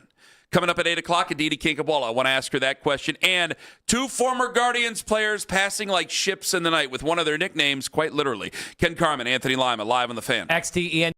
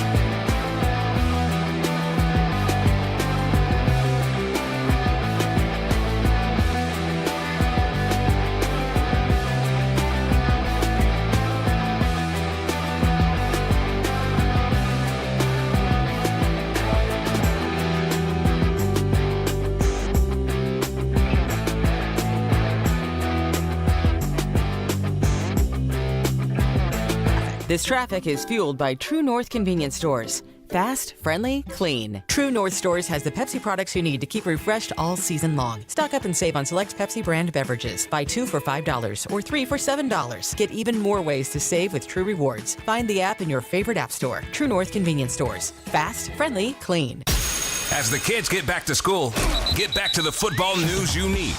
The radio home of the NFL in Cleveland Browns is 92.3 The Fan. So much can happen around the globe that we never hear of. I really don't give a I mean, it had nothing to do with me. I mean, they moved the meeting. I didn't miss it. I was just trying to get a sweet haircut. How it is when you win in Cleveland, man. They love you. When you lose, whew, it's the way it should be. He's a piece of crap. The kid, he sucks. He's sucked his whole career. I got rumors about him. How he couldn't please his wife, so now he's divorced. That sounds really good, but I'm not 6'5", and I don't have the athletic ability to play in the NBA. Now, the Ken Carman Show with Anthony Lima give their thoughts on what you might have missed about last night. 2 former players within the Guardians organization got some news yesterday. Just 12 days after he was designated for assignment by the Guardians, Gabriel Arias was DFA'd by the Mets after just 5 at-bats. He was 0 for 5 with a strikeout. So it seems like the Mets may have a little bit more sense than the Guardians. How do they got more sense? They only gave him 5 at-bats and they DFA him? That's honestly, that's kind of asinine, isn't it? A little bit. But in lighter news, left-handed pitcher Matthew Tugboat Wilkinson, who was dealt from the Guardians in the Patrick Bailey trade to the Giants, he got called up. He got called up to the majors despite having a 5.15 ERA in 10 AAA starts in San Francisco. And guess who just came to town for a 3-game set? The Giants. So here comes Tugboat Wilkinson on the shores of Lake Erie. On the corner of Carnegie and Ontario. Are you paying special attention to the Giants series now because of Tugboat Wilkinson? You know what? Wilkinson. I'm messing it up now. I am on a text thread of individuals that watched him at Lake County that are excited to see him. They always were hoping he would be a Guardian. I'm not as big on watching prospects. Really don't get out and do that. Maybe when I was younger, I used to do that, but that's just you had to give up some things when you have the 2 young ones. And this was one of those. You didn't have one of those things before the 2 young ones. Don't even start that. No, when I was... he was looking for young prospects for a long time. Well, that's true. That's true. No, but when I was young, high school, college, I was always coming home and going to the Lake County stuff and also Columbus. I just kind of don't do that anymore. So I haven't really been paying nearly the amount of attention. Although Velasquez, I should be paying attention to him. What does he have, 8 home runs? Yeah. When is he going to get the call up? Ralphie is not getting the call. No, he's not. He's just not? I don't think so. We can't use that? Last week on the radio, Hammy's like, not happening. Just not happening, huh? They can't use him? Okay. He said it. Well, it made a lot of sense how he said it. It's like, yeah, it's a lot to do with usage and time and getting the clock started on him and with the impending lockout coming up. Yeah, he's not on the 40-man. They're not going to put him on the 40-man with the lockout coming up. This 100% is what drives me crazy. As fine, call me casual, whatever. It stinks. You just don't get this in the other sports. Young guys play when you draft them. I'm looking at the scheduled starters right now for the 3-game set. It says for the Giants, it's Wisenhunt, Hauser, and Rump. I don't think he's going to Ken Wisenhunt, Doogie Howser. Yes. Rump. Like a law firm. The Associated Press released its preseason top 25 rankings, and Ohio State is ranked number 1, just as they were in the coaches poll. And this is done for the first time since 2015. Currently, they play 6 teams ranked inside the top 25 and 3 in the top 10. Lima, I know you've had your skepticism toward this season for Ohio State. They have a lot of tough opponents. Do you still feel that way? Well, it's just skeptical. Well, there's a difference, though. It's the schedule. Like, I think if all the other teams had this schedule, too, I would be similarly skeptical. There's no doubt Ohio State has as much talent as anybody in college football. The quarterback is going to be interesting, obviously, because Julian's saying it kind of fell apart at the end of the year against the better competition. And the question is just how good is he? It's crazy in this day and age in college football to see a non-running quarterback.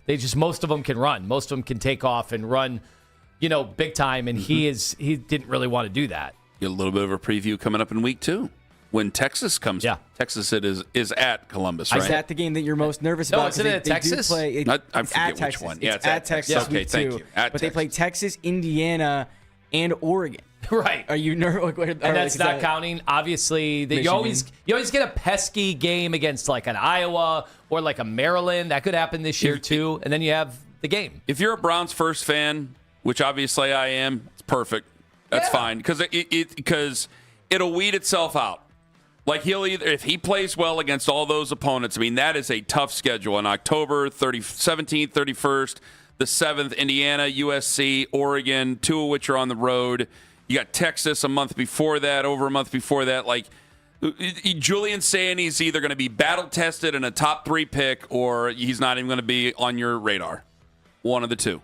So that's perfectly fine. Sounds great to me. As a Browns first guy, I absolutely love it. Last week, Josh Kushner and Bob Iger bought the Los Angeles Lakers for a Big Four sports record, $12.5 billion. Even when Mark Walter, the previous owner, held his majority stake, the Buss family still owned a piece. They still owned 17.8% of the Lakers. Well, Shams Charania reported the family was selling their stake, but Jeannie Buss is not really allowing that to happen. They did a vote. It was 5-1. Jeannie Buss was the only one who voted against it. Usually it would be a 4-2 majority be enough to make her sell the stake, but a 2017 court order, well, you have to have her consent to You have to have her consent now? Yeah. I thought that they were just firing her, and that was the end of it. Like the rest of the family could gang up on her, all the other kids. So the other siblings had been fired, like previously. Well, she fired them from their post, and she's the only one to not be fired, and she's waiting for it because she's the governing owner technically, and you can't be the governing owner if you own less than 15% of the team. The whole story. We don't need to get too nitty gritty on what this is going to look like, and what happened after probate, after Dr. Buss passed away. Like this whole thing seems like a mess. And the bigger story is, because this is just the last remaining, 17% or whatever. Yeah. But, I found it interesting. I was listening to a podcast and they said, Kushner and Iger don't even have the money. They don't even have enough money to buy all of this from the Lakers. So it's going to be a big group. There's probably going to be like Saudi money. And it's like, this is the future of ownership because who can purchase any of this? Who can purchase any of these at these prices? That's the whole point of it. It's like at least Elon you got Musk to yell. Can't buy all the teams. At least you got to yell at one person when the team messes up. Now these are just entities that are just focused on making money off of you, which takes out any of the thrill and any of the fun out of it. Like I do not like this at all. I didn't realize you were going to get other money involved here because I was like, they're going to have to sell off the Hall of Presidents, and the Carousel of Progress isn't even going to get built now. Oh boy, rebuilt now. Well, and Space Mountain's up for grabs just to buy the Lakers. I mean, this ain't going to be good for Liz and I. I'm just thinking of what this means for the NFL teams because everyone's like, if the Lakers sold for this much, what would the Cowboys sell for? And if you've seen. Four very big NBA brands get sold. Now the NFL, are they next? And then what will those prices look like? And then what will every owner in the NFL start thinking? Now the NFL is different because they have more cash flow year after year because of the TV deal. But still, if like the valuation, I think for the Browns used to be like $3 billion. Yeah, you got to go like twice that for all these teams now. This should also be a lesson to you as a father of multiples, myself, Owen. If you're blessed enough to know that the end is near, spend it all before you go. They don't fight over your debts. They only fight over your assets. I don't need them fighting. Good luck, Axel. Hard to accrue nothing. Yes. And Axel will have to fight over nothing because it'll just be all on him. Good luck to you, son. Is that it for About Last Night? That's it for About Last Night. You've done a wonderful job, John. You and the frat before you and the cocaine and the whole thing. That's why you got to go back to the free Odyssey app and hear why, which is brought to you by the wonderful people at Integrated Restorations, your local experts in water, fire, and storm disaster restoration. If you clicked in and go, cocaine? Yeah, cocaine.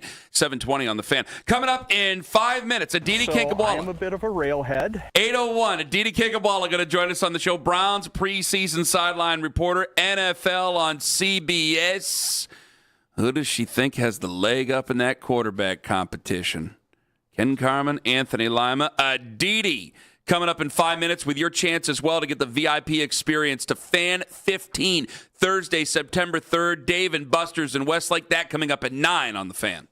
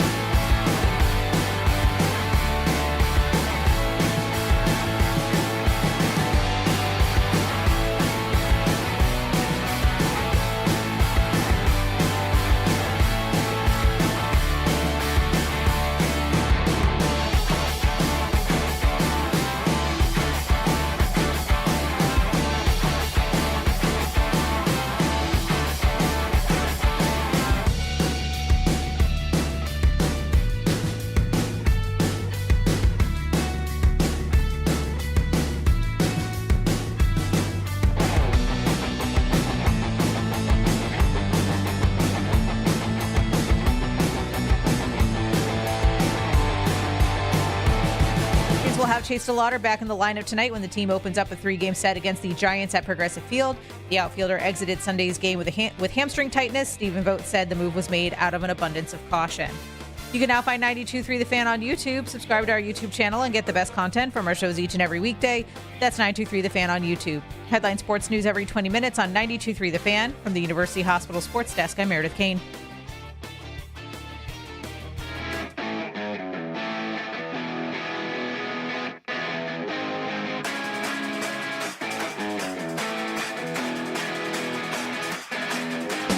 Where the hell not you really care? I mean, you might care right now, but I don't know if you will later on. What about? I'll tell you about it later on. Also, the neutral zone, 8:40 this morning. Who I was most disappointed by over the weekend. I think you're going to be surprised. The first installment of it for 2026. Also, your chance to win the VIP experience to Fan 15 coming up at 9 o'clock. That'll be on Thursday, September 3rd. Dave and Buster's in Westlake. Let's go to the Wise Heart Right, We Make It Right, call Kyle Wright hotline. Aditi Kinkhabwala, Browns preseason sideline reporter.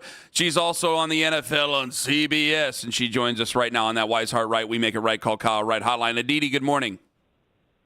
Good morning. I sure hope it wasn't me. I'm not the person that most disappointed you. No, you did not disappoint me. But I think when you listen at 8:45, Aditi, on the free Odyssey app over there, you are going to be surprised by who I have to say that disappointed me very, very much over the weekend.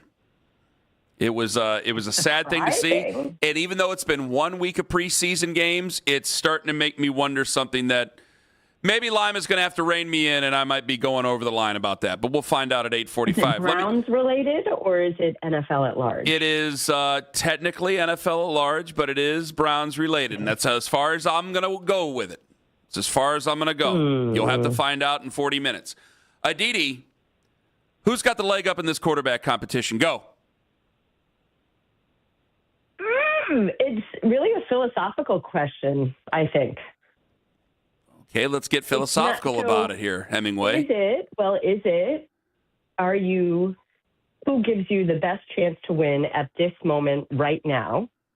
Who do you feel most comfortable with? Or is it what is better for the future, and is there potential to be assessed? So what I mean by that is that Shedeur Sanders is still very young. Mm-hmm. He is rising. As Todd Monken told us, he is night and day different from the first week that Monken was with him. He has improved a ton. He is steadily rising. You don't know what his full potential is. You don't know what his cap is, but you don't find that out if he's sitting on the bench. So the only way to know how good he can actually be is by playing him. And you haven't seen the same consistency, but you've certainly seen a lot of flash, a lot of splash. Is there more flash? Is there more splash? Is there consistent flash? You don't see that unless you play him. But there's no question that Deshaun Watson handles the operation a bit more smoothly, that he is indeed the veteran, that he's seen a lot more defenses. I'll tell you, in all the years that I have been around Deshaun Watson, this is the best that he is mentally.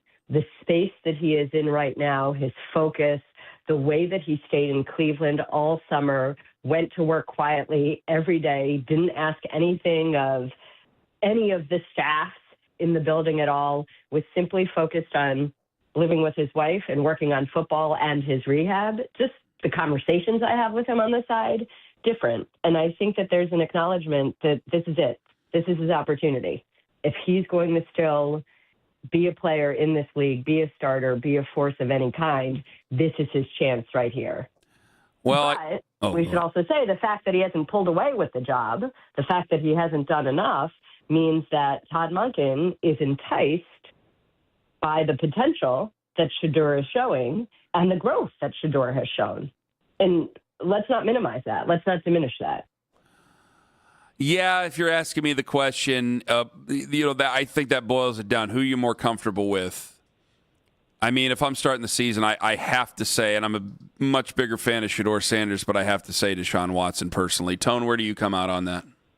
Well, I think that's been made pretty abundantly clear. Yeah, but you don't hate Shedeur the way that some people think you do. No, quite the opposite. Not Shedeur, the fan base. Obviously, we could talk about, but I don't think Aditi's very interested in having that conversation right now. I don't know if she's subjected to it. Why would we? Well, you haven't been here every day the way you don't want to deal with. You don't have daily opinions on Shedeur Sanders. No. But we all feel it. Everybody, and anything that you say can be twisted in any way, even when you say something incredibly positive, like somebody has grown. But my broadcast partner Joe Thomas made the point on the broadcast that it is far easier to go from Deshaun to Shedeur than it is to go from Shedeur to Deshaun. So to your point of, okay, if you are currently more comfortable with Deshaun and you really believe in the ability to win games here, and I don't think there's anybody that thinks, oh, this is a lost season. That defense, I wasn't thrilled with what I saw in the second team, the third team, the fourth team defense for sure, but we know the potential there. We know the talent there. We know the ability there. I think Quincy Williams will be a great add next to Carson Schlesinger at the linebacker spot. And these wide receivers, I have not seen a group of wide receivers like this in Cleveland in all the time that I have been around Cleveland.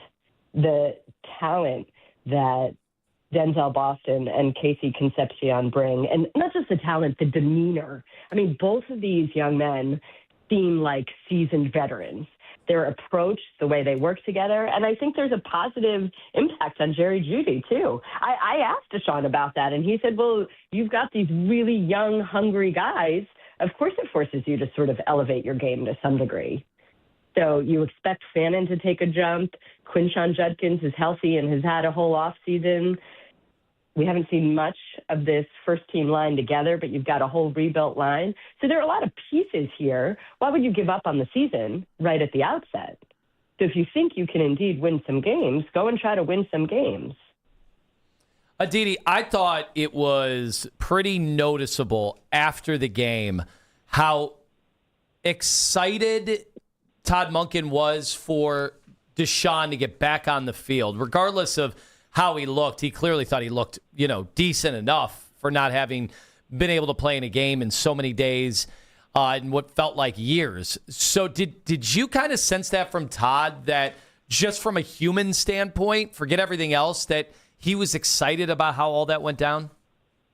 Oh, 100%. And that is Todd Monken. Todd Monken is a guy that genuinely gets invested in the guys that he's coaching, that he's around, who calls it like it is. If he thinks that you should be practicing and you're not, he's going to call it out. If he sees you working hard, he's going to make note of it. And again, this comes back to Deshaun Watson seems to be in a very, very different place than he was when we all first met him, when he first came to Cleveland. And he really, really, truly has been laser focused. And I'll tell you, watching on the sideline, every drive, he would come off. He immediately sat down next to the quarterback coach, Mike Bajakian. Am I saying that right? That's right?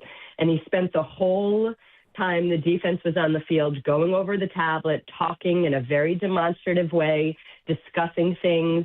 If Shedeur or Dylan Gabriel said something to him, he responded. It said something in like, what are you seeing here? What was this? He was talking to his wide receivers, extremely engaged, very serious about all of it. And then when Shedeur was on the field, he still had the tablet. And when Shedeur comes off, he was helping him. He was talking through things with him. I mean, it's just, these are things you notice. Like what players are really engaged, even in a preseason game? Who's paying attention to exactly how things went down? What broke down? What was the right read? Where was the mistake? And Deshaun was the victim of a few drops too. He was throwing an accurate ball. He was throwing a ball with nice zip. He was moving. He had that quarterback sneak on 4th and 1. I asked him about that during the game, that he's got that twice ruptured Achilles, and yet there he is going on a quarterback sneak looking forceful. He jokingly said he doesn't like that. I said, well, he didn't look like he doesn't like it the way he did it. So he's clearly not having anxiety about his health or his body holding up. Yeah, it is genuine. Todd Monken's excitement is indeed genuine, in my opinion. Aditi King-Wallow joining us here on the Wise Heart Right. We make it right. Call Kyle Right hotline. You mentioned that secondary and the lack of depth. Is that the situation you're most concerned with, other than quarterbacks, or is there another spot in the locker room or on the roster that you're very concerned with as well? No, I think that's basically it. I like the D-line. I like the potential of the D-line. The Za'Darius Smith thing is sort of interesting. I thought he was a sure deal. I mean, I asked somebody on Saturday, I'm like, are you going to sign him today? So, but I love Jared Verse. The rest of that line has not gotten maybe its fair due of attention because of Miles. I think it's a strong line. I like those linebackers. If Carson can get healthy, that's interesting to me. I don't have any further detail on that. Do you guys?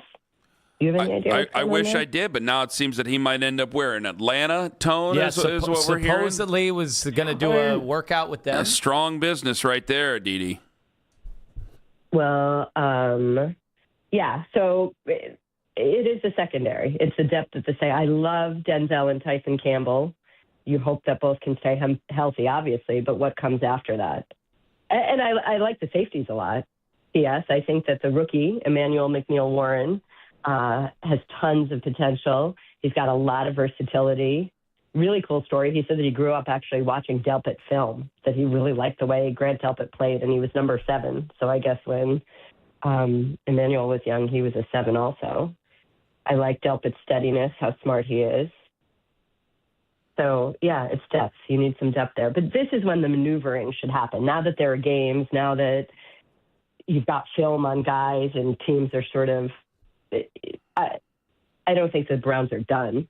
This isn't. There should be some additions before the final roster is set. Do you notice anything, Aditi, now that Myles Garrett is out of sight? Is he out of mind? They in the past could probably just rely on him being able to cover up for mistakes or whatever, just because he was such a freak of nature. And of course, no Jim Schwartz there as well. Is that something they seem to have been able to remove themselves from? I don't think anybody's sitting here talking about where is Myles. We miss Myles. I think it's a business. You move on. It's a business. You play with who you've got. I don't really. I look at the reason I asked the question, Aditi, is in the NBA when a superstar is gone, it permeates everything. That's the identity of a team. Does it not work that way for somebody like Myles Garrett, who's a transcendent superstar, almost in a similar way? Like, he was winning games last year. I've never seen a defensive player just win games by themselves like he did. Yeah, but, it's an awkward thing. And now we're starting an argument with each other between, and Aditi's right there, because my whole thought was, and you didn't disagree with this, I was like, yeah, Myles has a lot of stats. He's one of the greatest to ever do it. But I think at this juncture with this team that's trying to build something again, I think that Jared Verse, you're not going to have 23 sacks, but I think his leadership actually matters more to this organization than what Myles Garrett would have in year 9, going out there and just getting a bunch of sacks for a 5-win football team again. Go ahead, Aditi. I don't even think that was a question, but I had to get it off. I agree with you completely, Ken. I think that this is, again, Myles Garrett is one of one. He is a generational player. We will tell our children that we watched Myles Garrett up close for the years that we did. So this is not a knock in any way on Myles Garrett.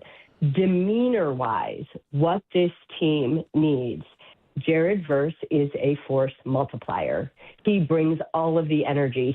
I use this example with Todd Monken, and I said, is this fair? One of the all-time best leaders I have ever been around, Roquan Smith. I mean, I remember Mike McDonald, when he was defensive coordinator, talking to me about Roquan. He's just a magnet. He brings everybody along. He brings it every day. That's what Jared Verse is. Every play, every rep, he brings it. He doesn't take a snap off. He is constantly talking. He is working with his teammates on his side of the ball and on the other side of the ball. The time that he has put in with Spencer Fano, Fano or Fano? No, how do I say it? Fano. Fano. I was taught how to say Spencer it. Fano. Nathan told me the night we drafted him. He goes, the trick to it is you think of a deer like a fawn, and then you put O on the end, Fano. Boom. Fano. There we go. Thanks. Okay, yeah. I better not screw that up. Anyway, the way that Verse works with everybody, the way that Verse has genuine enjoyment. I mean, yesterday he was talking about how he liked the rain in Cleveland. I mean, he is leaning in every way to his role on this team. And like I said, Monken said he absolutely is a Roquan Smith. And that's something very, very, very special. And right now, this team that has lacked strong leadership for so long They need that. This locker room needs that.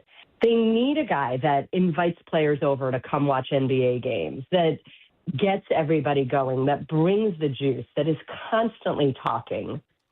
So, yeah, where this team is right now, Jared Verse is the right player, the right fit, somebody that can do more than just sack quarterbacks and have enormous sacks, have enormous stat numbers. And I think that can help win games too, Lima. I think that can be a big deal as well. And you think about the picks. Look, the Browns had a really good draft a year ago. They have a lot of excitement about this draft class. They need those picks. I'm sorry, Didi. I was laughing. What's the point in sitting here? You're laughing at me? No, I wasn't laughing at you when you mentioned him talking about how he was watching the rain, because I made the joke to Owen before the show today. I was like, it's like he's Bear Grylls now. He lives in Northeast Ohio, so he gets to see the wilderness instead of whatever they have in L.A. I've never been there. Yeah, we got deer. Turkeys, all of that. We have all those fun things. Aditi, we will be watching on Saturday. We thank you so much for your time. You will be? Aren't you encouraging everybody to listen to you? Well, no, yeah, but I'm on the pregame, and then when I get home, because I'm not going to be home until a little bit later on in the day, I'm going to go back, I'm going to watch, and obviously I'm going to watch on your guys' broadcast with Chris Rose and Joe Thomas.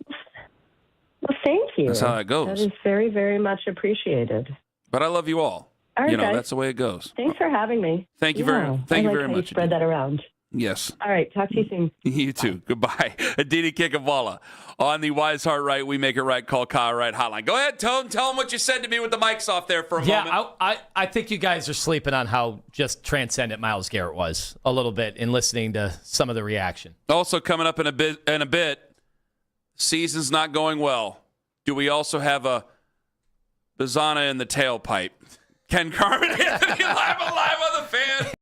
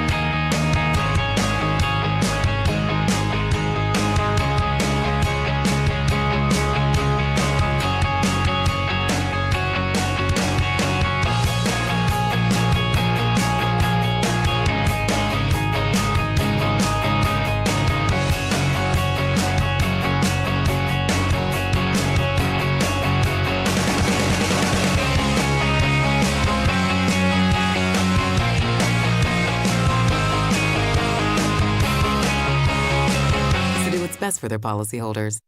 Get to the 92.3 The Fan YouTube channel to see daily Browns breakdowns with Darryl Ryder and Coach Lance Reisland. Training camp coverage powered by Expert Renovations and Consumer Tire. 92.3 The Fan. Myles Garrett is one of one. Demeanor-wise, what this team needs, Jared Verse is a force multiplier. He brings all of the energy. I used this example with Todd Monken, and I said, is this fair? One of the all-time best leaders I have ever been around, Roquan Smith. I mean, I remember Mike McDonald, when he was defensive coordinator, talking to me about Roquan. He's just a magnet. He brings everybody along. That's what Jared Verse is. Every play, every rep, he brings it. He doesn't take a snap off. He is constantly talking. He is working with his teammates on his side of the ball and on the other side of the ball. That's Aditi Kankabwala with us. She's the Browns sideline reporter on News 5's coverage of the preseason. She's also on the NFL on CBS. Neutral Zone coming up at 8:45. There is somebody I'm very disappointed with in the NFL. I'll tell you who coming up at 8:45.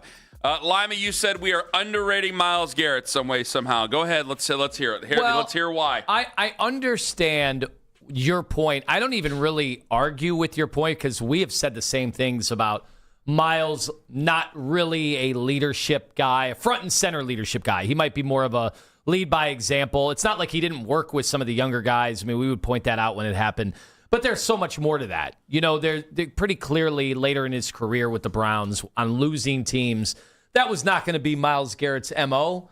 Some guys just aren't really that guy. And so I understood your point that Jared Verse comes in and is leading immediately. And they need somebody that can do that. And so I was with you there. When I hear, in Aditi, I asked the question and she's like, why would they be thinking about Myles Garrett? Because Myles Garrett made life easier on every other player on the field. Also made life easier on Jim Schwartz, made life easier on Kevin Stefanski, made life easier on Andrew Berry, made life easier on everybody. I mean, go back and watch those Pittsburgh games at the end, the Cincinnati game at the end of the year. The Pittsburgh game, he single-handedly won the game because Aaron Rodgers was terrified. That wouldn't have happened. They wouldn't have won that game if they had Jared Verse. It just wouldn't have happened. Well, yeah, but I had plenty of people in my mention saying if we didn't have Myles Garrett on that team last year, we would have been able to get Fernando Mendoza. Well, because then Aaron Rodgers would have just lined up and beat us. So Anthony, who's holding us back? You kept saying made life easier, and you listed all these things. Yeah. That was on the football field, and nobody has mentioned the on the football field with this. Bingo. I'm sure that when they were answering to the speeding questions and answering to the flip Porsche questions and answering to the trade request questions, that did not make their lives easier. You're right. But on the football field, on game days, they don't win. No one's talking about that. Lawrence Taylor didn't get suspended for things he did on the football field. Nobody cares about the football field anymore. Have you not got that? That's why they keep on bringing up this Jared Verse is the greatest leader that we've ever had thing. Thank you. Because we weren't winning any games with him on the field. That's the whole point of this whole... But I'm hearing you and Aditi. That's the whole point of this trade. I'm hearing you and Aditi talk about all these off the field things that you're getting out of Jared Verse. But what I'm not hearing from you guys, what I'm not hearing about you guys is how's the defense going to be this year? Probably not as good as what it was last year. That's all I'm saying. Because they're not as deep as what they were last year. And MJ Emerson's already having a good start to his season with the New Orleans Saints. But let me tell you where you're wrong. That's a totally different point. We're not talking about depth here. I'm saying you don't have a transcendent. You asked me. I'm saying you don't have a transcendent superstar defensive player. And we won 5 games. I realize that. So why do you think we're going to win 5 or 6 this year? I didn't say. Why does the afternoon show think we're going to win 10? I can't speak for the afternoon show and how many games that they think. Why does Booger McFarland say we're going to be the surprise team? Because he doesn't know his ass from a hole in the ground. And if it actually happens, I'll tell you this. If it happens, I was going to tease it for later. Go ahead and play the Booger McFarland. Because if you watch any of the preseason game on Saturday, you know how far away this team is. But if this team makes the playoffs, like Booger McFarland says, give Andrew Berry a lifetime contract because this is the greatest trade that you've ever made. You've made the best trade and the worst trade somehow in NFL history. Hit it. I think the Browns could be the surprise of the AFC. I think Watson's going to wind up being better than people think. He was legitimately a top 5 quarterback in the NFL when he was in Houston. Legit top 5. I'll never forget watching him in the post-game press conference when a reporter asked him a question about some coverage, and he detailed the coverage like Peyton Manning does on Monday night on the Manning cast. Like he was talking about the safety and cover 3 and all this. And I'm like, man, that dude is on it. We all know his ability to run. I just remember the Deshaun Watson at Clemson, man. Like he used to will his team to win. Now, I know there's a lot that's transpired since then, but man, sometimes you can turn back the hands of time. I hope he turns back the hands of time, if not for this season, just for a moment where people like us who talk have to come on this microphone and say, man, Deshaun Watson, not bad. Do I even need to say anything there to that? Do I even need to address any of that? Yeah, respond to the points. I remember Art Schlichter at Ohio State. Maybe he can come back. I know a lot of things have happened in between Ohio State and now with Art Schlichter, but maybe he can come back and do it. For the love of God. Where was that audio courtesy of, by the way? Pardon my take. There you go. Want to give proper credit where it's due. And it's not that he doesn't know his ass from a hole in the ground, but I'm sorry. If you watched any bit of the second half, you go, oh, my God, there's nobody out here in our secondary that has any experience whatsoever. Like, this is not going to be an easy season. It's not going to be an easy season. Now, I think because your schedule ain't that great, you can win 5 or 6 games. I'm going to say 6. All right, I'm going to say 6. And I do think that you should be able to, with Denzel Boston and KC Concepcion, be able to run the ball a little bit better. You still only have one tight end. That's going to struggle. And because I want to say that you have these weapons, you're going to be able to run the ball a little bit better. Well, I don't know. Judging based on Saturday, didn't look like the offensive line was too cohesive, but that was their first time out. So I'm going to say they win 5 or 6 games. I'm going to stick with 6. And you know what? They'll probably win less than that. Because that's just insane. So the whole point of the argument about the Myles Garrett thing that we were just saying is that you weren't winning a lot of games as it was. And what Owen was saying was right, is that it's tough to build the culture when you have to beg the greatest player to get involved to help build the culture. And he flirted with that idea, but he was never sold on it. Jared Verse, unless he's the greatest liar I've ever met, and I've only shaken his hand once, and he didn't seem like a liar, unless he's the greatest liar who's ever met, he's already better in that department. He's already better in that department. Yeah, but how important is that department when they're going up against Aaron Rodgers in a game where he's so terrified of Myles Garrett and where he's lined up on every play that it completely restricts anything that he can do on the football field. You know why it ain't that important? Because they still need a quarterback, and that's why they made the damn trade. Because in the grand scheme of things, only guys like you and me, when we're bickering with each other, will remember that Aaron Rodgers was terrified to get sacked so he could set the record. So that's how he won that game. But in the grand scheme of things, it ain't going to make a damn bit of difference because they need somebody to help them win because nobody cares about that because you only win 5 games a season, even with them. Well, Mike Tomlin said last year that the Browns had the best of any of the units, offense, defense, special teams. He said the Browns had the best. We won the Mike Tomlin Super Bowl. So they had the best unit in the entire division. Well, you've lost 2 of your biggest assets, which was Jim Schwartz, your defensive coordinator, and Myles Garrett, your transcended superstar and you're defensive arguing with the wrong guy. And so what I'm asking is, what do you guys think this team is going to be without those 2 elements? Not very good. Nobody's saying, except for Booger McFarland in the afternoon show, that they're going to be a surprise this year. I can hope all I want, but I'm not saying that. So who are you yelling at here? So I'm asking, who you're ridiculing? Telling me the leadership means more to this team. To this group, yeah, to try to build the culture. Because the Philadelphia Eagles, the Philadelphia Eagles never had Myles Garrett. I know they wanted him, but they never had Myles Garrett, and they won 2 Super Bowls with the guys that they had. Kenny, they might have more leadership. But if they have that quarterback play that we think they might be getting this year, and they don't have Jim Schwartz, and they don't have Myles Garrett, they could be a 3-win football team. Did the Seattle Seahawks have Myles Garrett? Getting you? Did the Seahawks have Myles Garrett this last year? They did not. Okay. Did the Philadelphia Eagles before them have Myles Garrett? No.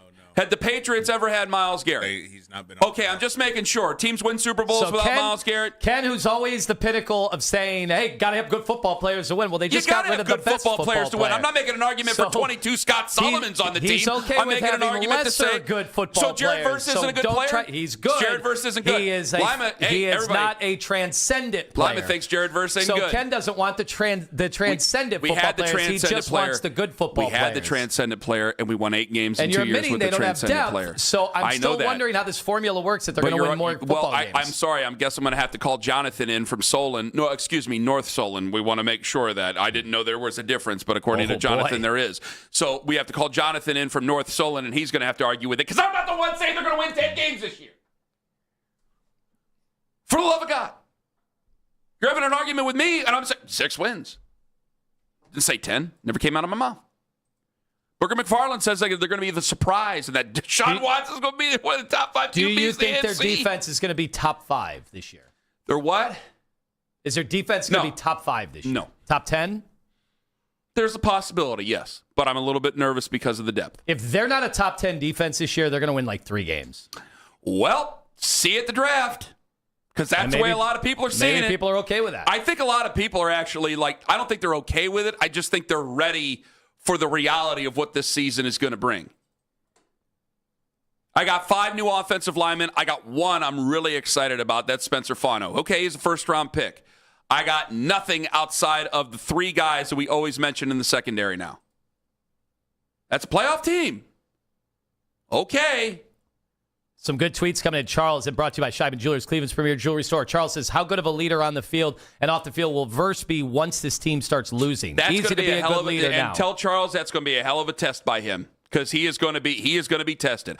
I would hope his time at UAlbany and Florida State prepared him a little bit. He went to the NFL. He went to a team that already has leaders in the Los Angeles Rams. Hopefully, he's able to do it because they are going to reach a part where they're going to have to get in the foxhole, and he's going to have to be the one to lead them. So, yes, as of right now, this is all time sensitive. That's a great tweet by Charles. Totally 100% with him. The tough part has not started yet. Coming up next, the neutral zone. I'm really disappointed with one person in particular in the NFL this morning. I'll tell you who coming up in 5 minutes on the Fan. It's Anthony Lima for Mentality Health, and for guys whose recovery is lagging and whose energy is plateaued, even on testosterone, Mentality is always at the cutting edge, and now they can design a plan for you that layers peptide therapy on top of TRT. So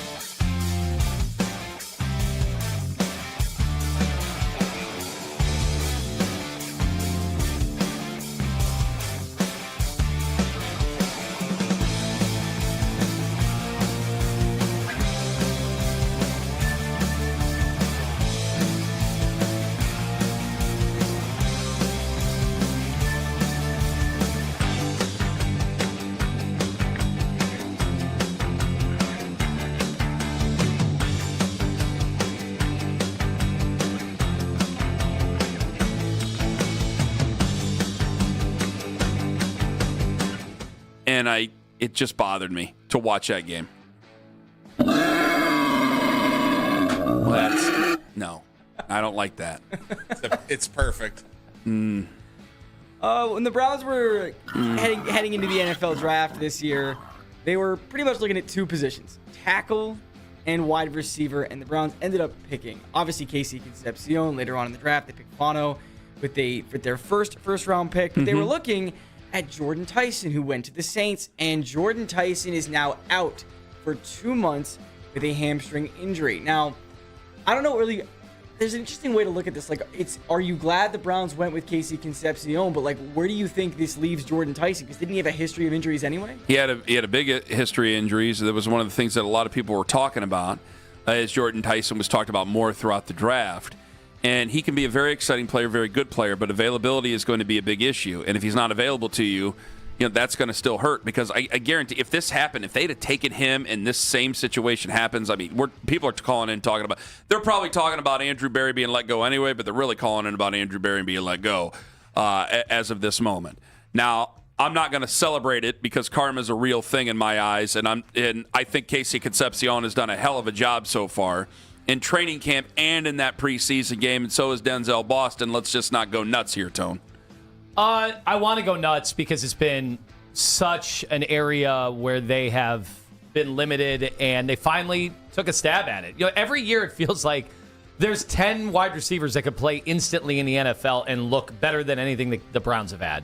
And so they finally took them. They finally prioritized them. And, you could say, well, they haven't had first-round picks.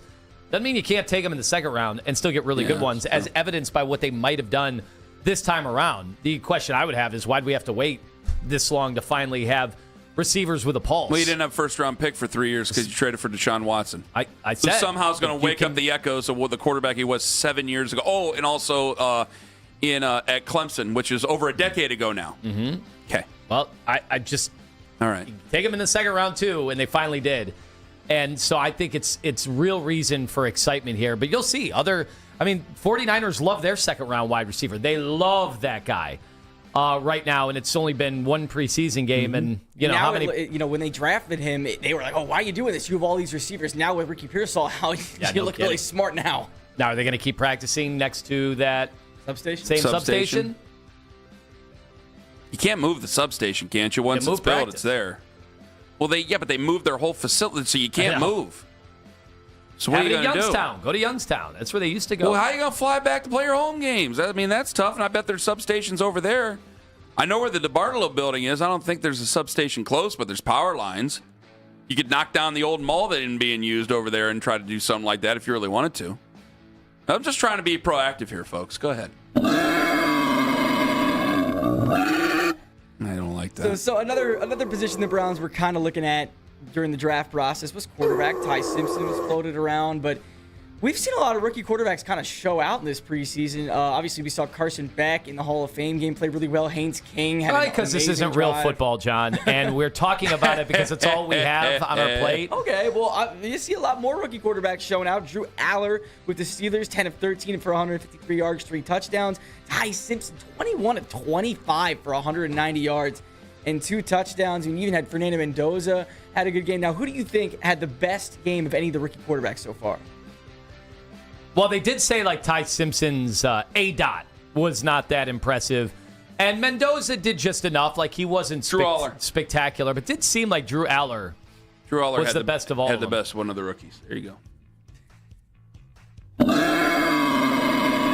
Drew Aller knew to stay away from that fraternity, right? We'll see what he thinks. I'm not going to back that up. Let's hear from you there. I'm not going to put any words in his mouth, but there were many a football player at many a party. Was he a member of a fraternity? You can't really do that anymore. Oh, if you're a football player, you can't? Yeah, I mean, it's not that you can't. It's just that it doesn't happen anymore.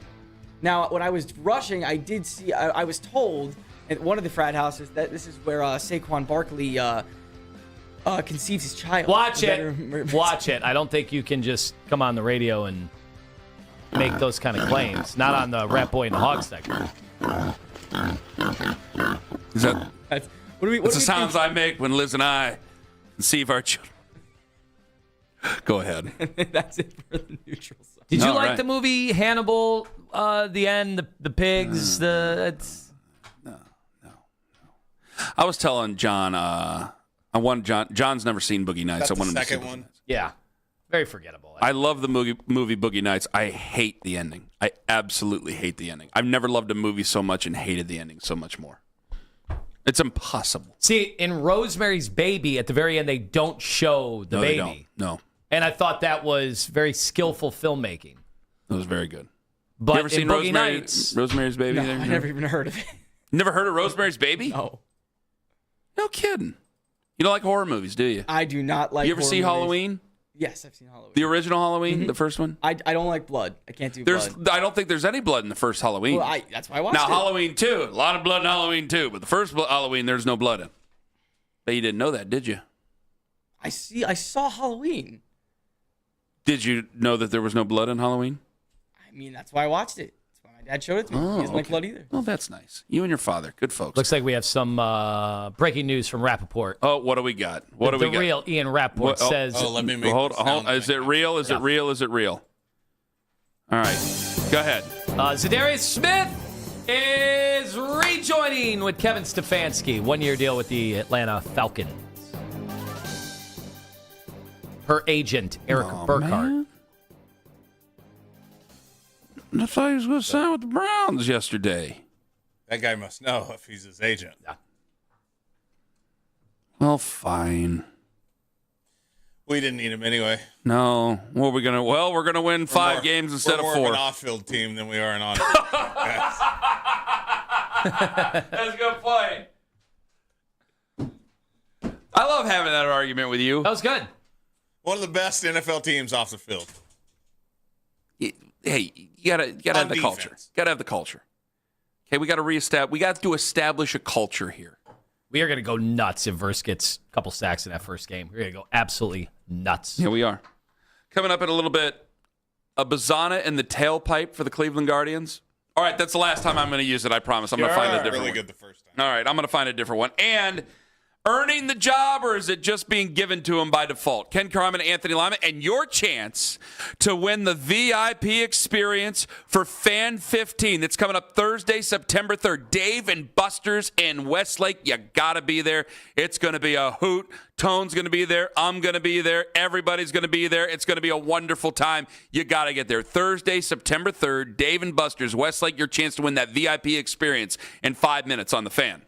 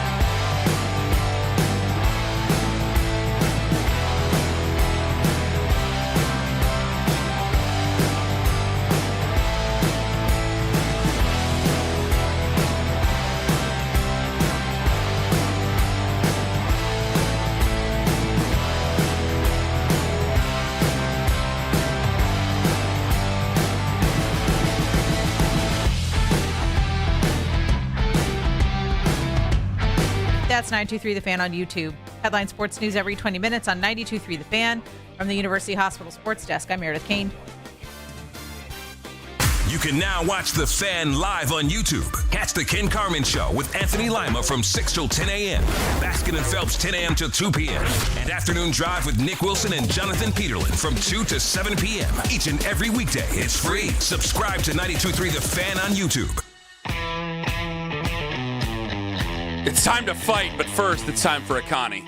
You can win VIP access to the Fan 15 celebration September 3rd at Dave & Buster's, including a pair of reserved seats, buffet dinner, and a pair of power cards. Enter the word buffet. HOT, H-O-T. By the end of the hour, 923thefan.com to get registered to win. I will be there. Owen, are you making it? You're West Sider. Can you get over there? I'm a pretty busy guy. Who knows? Does anybody follow the mullet review guy on the Instagram? I do. Yeah, dude, I followed that guy when he had like 200 followers. I'm like, this is quality stuff right here. I was not that early. He is blown up. Do you think he'll be there? If we can get him up here, it'd be great. He's like Central Ohio, right? No, he's down by Cincinnati. Oh, okay. Yeah, he's down by Cincinnati. It would be a haul for him. Yeah, he goes to Chinese buffets and like... I have seen it. And he sees the ratings and he gives his own rating, and it's just great content, I saw him man. looking at the crab ragoon, and he's like, I don't think there's any filling in there. Don't say what he calls it. Some of the stuff that goes, this is just yellow. The macaroni and cheese just tastes like yellow. That's the big deal is he eats the not traditional. Well, every now and then he had coconut chicken. Yeah, a couple weeks ago. This will be a very different buffet experience for you if you get out to the Fan 15 celebration. This is good food. Be awesome. This is good food. You can't. Yeah, I don't know about that. You can watch Anthony stumble out of there. I can walk home. He'll walk out fine. I can walk home. No, I might have the father-in-law. Tone will be bounding. Yeah, Meredith just texted me what he says on the thing. I can't say it on the air, sad to say. I mean, I can, but...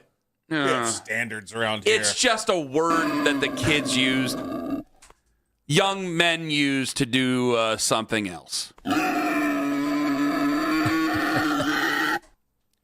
Which was then used on the street, and then I had to explain it to one of the moms in the neighborhood what the young man was talking about. And then I felt like a stooge for telling on the kid. I felt like a snitch, and I didn't want to do that. Like, just love playing that. You just love playing it. Just going to play fat hog sounds is what you're going to play. You wanted to be the hogs. I am the hog. Many years ago. I'm still the hog. Once a hog, always a hog. I think we're going to be very dependent on sound effects this football season. What kind? I'm getting that sense. I didn't see a lot of ducks in that. There was no ducks in that game. I saw balls batted down line of scrimmage, but I didn't see a lot of ducks. I'll still take the ducks over the blimp. Oh my God! I know we got to move on. I saw somebody. We're picking quarterbacks just by the sound effect. Yep. Somebody genuinely was like trying to ask. They were trying to be nice about Dylan Gabriel, and they asked Oregon fans. They're like, "Was he good in college?" No, they didn't. I'm telling you, man, he's going to be really good as the head coach at UCF someday.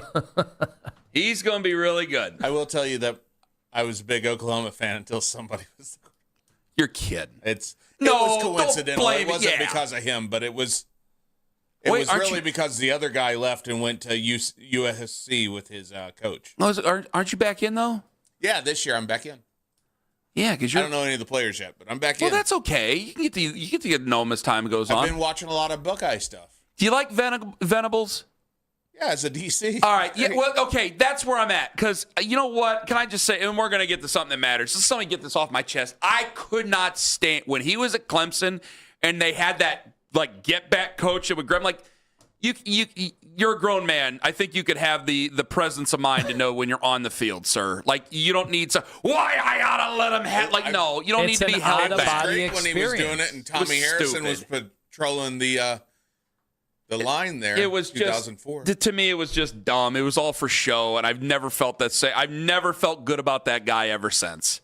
Never once. So sorry, Owen. Might be a good defensive coordinator. Just never felt good about that guy. Like, this is all for show. This is ridiculous. Speaking of shows and speaking of something ridiculous, we're going to argue about the QBs, even though I don't think either of these QBs that we're arguing about are going to be here next year. So what's it all mean when it comes down to hot air and really who's bloviating it? I asked you, does it feel like Watson's earning the job? And that can be a very nasty comment for a moment because it feels like you're just handing this guy that nobody likes the job. Or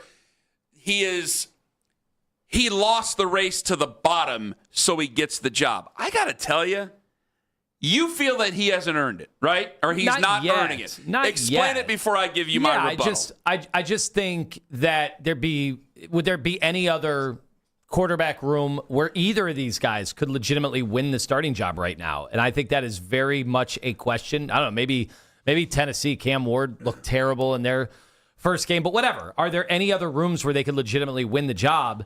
And that's why I pause. I don't want to make it seem like Deshaun has... The funny thing is, New York... Geno Smith, I'm not a big Geno Smith I told you yesterday that Bailey Zappi was their fourth string. And I'm like, what would Bailey Zappi be in Cleveland? Just let that one hang there for a second. But either way... Wait a minute. He was a backup in Cleveland. Bailey Zappi was here at one point. I've seen him have better moments in the last 5 years than anybody on our roster. That's not really saying much. That's what I mean. That's why I'm not ready. You guys keep going back to the old days. You and Booger McFarland. I mean, how far back do you guys want to go to try to make a point? I am not going to sit here and act like Deshaun has accomplished a whole bunch. I do think like the comeback and him being able to just even be out here for him, not forget about whether or not, you have a hatred for him and all the baggage and everything. Just from a human perspective, like, I get why Monken was excited that he's even shown the ability to come back because I thought he'd be out of the league. I know the contract and everything. I didn't think we'd ever see him again. So my point of all this is I do think he's earning the job. And can I explain why here? Make a case, sure. Well, I think that it's multifaceted. And I know we just argued about off-field things and things like that. I think off-field plays into this as well. The first thing is that, it's really all off-field stuff. First thing is I do think he knows offense is better. Now, how much better compared to other quarterbacks in the NFL? I'm talking about the Browns' job. Like, that's where it goes, where I can't very much argue with you about the room that he's won the quarterback room in, or winning the quarterback room in, I should say. That I can't argue. Like, maybe he'd win the Jets' job. Maybe he'd win the Cardinals' job, but probably not, because Jacoby Brissett knows a hell of a lot about football and a hell of a lot about offenses. He knows it very well. I don't know if he could do that. But they're trying to find a guy. And so basically it comes down to everything else other than what we're actually seeing on the field. And some people are so annoyed by that, and to some level I can understand it. But let me explain this. One, fans don't want to see him. They don't want to see him. I think when you get back to the conversation of people cheering when he got hurt, fans don't want to see him out there on the field. He reminds them of bad football. He reminds them of what could have been. He reminds them that we made a foolhardy decision, that everybody, including Baker, lost his mind at that time. And if calmer heads could have just prevailed, we might not be in a Super Bowl, for crying out loud, but we'd be in a better spot than where we're at right now. I think that's 100% the truth, and I don't think that you can ever argue against that. You would not be as bad as what you've been. The other part of it is that, some people a lot of people have tried to line up and say, the owner wants him to play. The owner wants him to play. Why does the owner want to? Because of the money that he spent. The money that he spent. Everything's based on the future. The money is already spent. Yeah, that makes no sense to What me. did they just do yesterday? What did the Browns just unveil yesterday? Stadium? Yes. And the experience that you can go in, because what are they trying to sell in the next couple of months? PSLs. Yes. Everything's based on the future. So you're going to play that guy who people don't want to see and don't like. It's pretty well documented. You're going to play that guy that people don't like and don't want to see. At the same time, we're trying to get tickets sold for the future. And that the owner already admitted that it was a lost cause. A lost cause. Guys, that doesn't add up. It doesn't correlate. It don't work. Everybody keeps bringing up the money that's spent. That's old money. As they would love it if Shedeur would just seize the job. Exactly. They would love it. They would love every minute of that. He's young. Right now he's cheap. He's very popular. He is very popular. Kids love Shedeur Sanders. They're not on Twitter. They're not seeing all the people getting into it and blocking each other for it. At least I hope those kids aren't on Twitter. For the love of God, it's a cesspool and for the most part. And getting into it with Deshaun Watson's quarterback getting coach. into it with the... Yeah, that happened again yesterday. It's always something, man. Anyway. Quarterback room. It's supposed to be a bunch of guys that... backing each other up. Does Jalen Green have a quarterback coach that is online? Or I haven't seen I'm just one. trying to find and make sure that there's... anyway, the whole thing about the owner wanting him to play, if you think he's just that bad at business, then that's your personal opinion. But you're going to play a guy that people don't want to see, that people actively call in and say they're not going to support the Browns if he plays again. You're going to play that guy at the same time that you're trying to sell tickets for the future. It don't add up. So that's how I know that he's earning that job. Because it's immensely unpopular. And it has been an organization before. Zach tells a story. They won with Brian Hoyer, and in the hallway there were people who had frowns on their faces. Now, I know one of those people ain't around anymore, but there were people in the hallway with frowns on their faces. There's business that's involved here. And Deshaun Watson has been a net negative for business. If he goes out and wins it, then they are giving Todd Monken, and they should do this as for all the arguments that I just made. I can't just fit this into the argument I want to make and go, well, you have to sell season tickets for the future, so you have to play Shedeur because I want Shedeur to play. No, I'm not going to do that. As much as I want Shedeur to play, I want him to earn it. And if Todd Monken's going to make his decision and he picks Deshaun Watson, while I might not care for it or like it, I can accept it and be positive with it because you let the head coach make his decision. Is that making sense to you? Yeah, it is. I would hope it would. It is. That's why I say, yes, it's 6 in one hand, half dozen in the other when you're going, hey, you're winning the quarterback job in this quarterback room. It ain't saying much. Fair.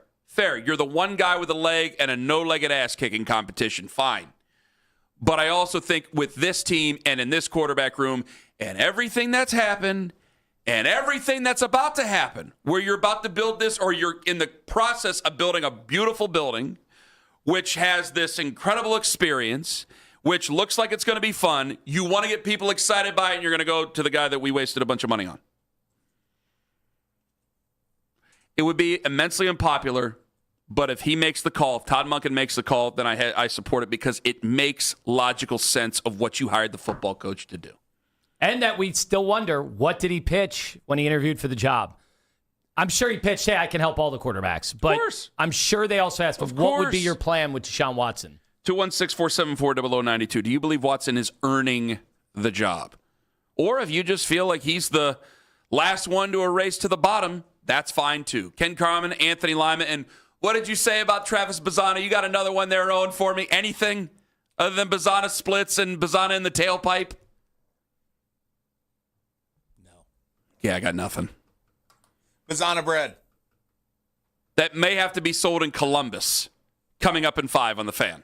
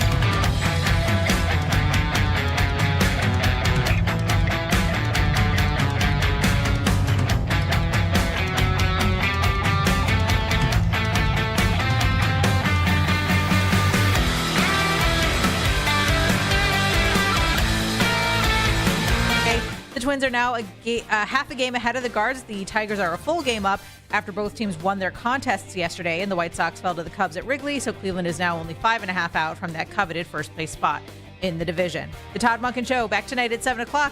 You can catch tonight's Coach's Show immediately following Afternoon Drive right here on the radio home of the Browns, 92.3 The Fan. Headline sports news every 20 minutes on 92.3 The Fan.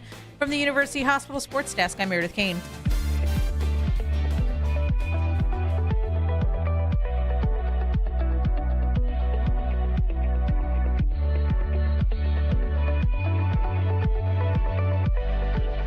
Yes, Deshaun Watson is earning the job. Yes, it's a loose definition of earning. More on that in just a moment. We have a Travis Bazzana problem, you think? Yes, Owen. I'm sorry. Bazzana could be a Ghana. Well done. Works, yep. Well done. Well said. I don't think you believe that. I just think it was a nice alliteration to it. You threw this at us yesterday that we have he's gotten better in the field. I understand that his bat hadn't been good for a while now, but he's been better in the field. And guys, we're 6 games back still, right? We're under 5.5 now. We're 5.5 back, and we're 5 games under 500. I mean, this season's on life support. Like, if you lose this series to the Giants are hapless. They're calling people up on a road trip, for crying out loud. Like, this is it, You're guys. on a hapless spree right now. Yeah. So you've got Giants, Rockies, Angels, Royals. I mean, what's the point? Like, I'm not sending him down. To me, it's out of the question. Are people saying to send him back? I am starting to see. No. People are looking for a reset. No, because out he's of the just question. not seen. You can reset. Pitching. You can reset in the offseason. I beg your pardon. Go right on ahead. Go ahead. Yeah, and this is the first time I'd really seen the whispers grow into an actual sentiment carried by people. Again, on social media, like my buddies in the chats are they're willing to wait for him because I'm willing to wait for him. I'm one of your buddies in whatever amount of chats you have. Maybe they're not feeling the urgency. Maybe they just don't think this team's going to go anywhere anyway. So might as well keep them up here and get valuable down the stretch and potential playoff at bats. Because all that stuff, you're thinking long term with somebody like Bazzana, a number 1 overall pick, right? You're not thinking, week to week or anything like that. What sense would that make? But I'm looking at it, and I think we kind of agree on this here. Well, do you want to send him down at all? No. You're keeping him. Okay. No. Are you sending him down at all, Owen, or are you keeping him up here? No, but I would like to see more of a mix of Hanal playing short and Rocchio at second, and maybe Bazzana in a pitch hitting role, just to see if we can. Well, they've been platooning it as is. Yeah, I do think the breaks. What's going to end up happening, though, is 5 years from now, we're not going to remember how bad this was. And you're going to look at Travis Bazzana 2026, and it's going to say All-Star beside it. Yeah. That's how it's going to be remembered. Unless he just totally falls, the wheels fall off and he's nothing in 5 years. If you guys see, I think you're caught in a rock and a hard place. You want to be competitive. You want to go out there and make the postseason. I get it. I do, too. And you think that Travis Bazzana might be a hindrance to that. But again, you're 5.5 games back. You're 5 games under 500. And so if the season goes the other way, if it goes south, then the other things are going to go down. And we've already discussed that. We discussed it with Todd Derry last week, or Matt Derry last week, I should say. He hosts the podcast Derry Brothers Guardians Cast on the free Odyssey app with he and his brother Todd, where I think we do need to discuss it. I think the series is big. If you end up losing to the Giants, who are hapless, and I know you're about to go on a hapless streak with a lot of bad teams in front of you, but I think we really need to seriously discuss, shutting Jose Ramirez down for the year, letting him get healthy. I know, well, you can't make it any worse. Yeah, but that doesn't mean it's making it any better. And it's much easier for me to chalk up the hapless year to the injuries than anything else because he's our icon and we're very defensive of him. And it doesn't mean I need to protect his ego. I don't think he has very strong of an ego to protect or it needs protecting or anything. But I think that we need to do what's best for him and the entire fan base. And if it's not going to happen here in the next week, then I would shut him down and play all the pups. And that includes Travis Bazzana. Because I'm going to get something out of this season. If it ain't going to be the postseason, okay, then I got to get some more experience. So you're going to stand in there, and you're going to see all the pitches, and you're going to try to hit them, and we're going to continue to work on this. I don't think sending our number 1 overall pick back down to the minors and using up an option is a very viable option as of this juncture right now for the Guardians. I think it would be a tremendous mistake. If you wanted to leave him at second base, I don't think it's letting him at second base to languish. Again, I think he's gotten better with the glove. I think he's gotten more comfortable. He made a great play the other day. If you wanted to do it the way that Owen had brought up, like if you want Hanau work with me on this right off the top of our head. Hanau over at third, right? No, you'd probably put him at short. You'd still, if we're talking about shutting down Jose. Shutting down Jose, yes. Then you've got to probably keep Bazana in that starting lineup and on the field, right? So, at second. it'd be Hanau at third and Roque at short. At shortstop. Yeah. Okay. And then Bazana at second. What do you want to do over at first base? Tell Reese Hoskins, thank you for your time, and see you later. And I'll wave to him out the door. Be careful. John will try to. Well, John. I'm good. I'd like to see you try. Yeah, I'd like to see you try, John. Come on, Tuffy. It's just, you know what? You ain't here in your coked up frat house anymore. Yeah, no, not at all. That was across the street. This is... Because I'm sure they just go to Bible study at the frat house he belonged to. Yeah. You know, and people bring up the Jose Ramirez got sent down way back when, and you know, who knows? There's no one way to do Jose this. Ramirez also wasn't the number one pick or even really thought about. Yeah. You know? And again, this is the difference in baseball. We don't do this in the NBA if you have a top pick that's struggling for a month in the NBA. You go, yeah, you know what? You get this year to figure out, next year to figure it out, the following year to figure it out. We don't send you down, to the minors to hone your skills. No, Certainly in the NFL, you don't do that. You give him a chance to figure it out up here, and hopefully he figures it out by the end of the season. Because coming up on your schedule, just real quick, and now let's go down the line. You got San Francisco, garbage. Colorado, garbage. Angels, garbage. Kansas City, garbage. Toronto, not what they wanted to be. Detroit, not what they wanted to be, but still not garbage. Baltimore is like this weird. Terrell Pryor, following Ken Wyman, basically Ken Wyman seemed like he wanted him to move the franchise earlier this year. Now they can't be beat. I mean, you definitely got a lot of winnable games coming up, but I'm playing the odds here, and I'm playing up against the clock because now we're in late August. Well, we're in mid-August still, but we're going into late August. You have this stretch between now. You play the White Sox again at home September 14th, a 3-game set. You have a stretch of a month where you should be able to chip that lead down to 2 games, and then you've got 3 with them. But I don't think trying to chip down that lead is worthy of sending Bazana down because we're mad. You're not going to do that with exactly. that. Like, once you start doing that, you've conceded the season. So the problem was normally when you concede the season, you sell off your pieces, right? Well, they didn't sell off pieces. They actually brought in more pieces, right? So that told everybody, hey, we're trying to compete, except for then they went out and went like 2-9 or something. It's been horrendous since the trade deadline. And even though those, Nathaniel Lowe and Joe Adele have played decently for you, they've not been the boost that you need, and a lot of it's because of the pitching and specifically the relief pitching. Well, it's also, good God, the runners in scoring position. It's been the biggest tease. There's too many. Usually in the bad spots in seasons past, we've been able to pinpoint 1 or 2 things. You can take your pick. It's a revolving door every night. The Browns weren't able to get Zadarius Smith. They were able to get Ben Patterson, wide receiver. So there you go. They waived Jack Conley to make room for him.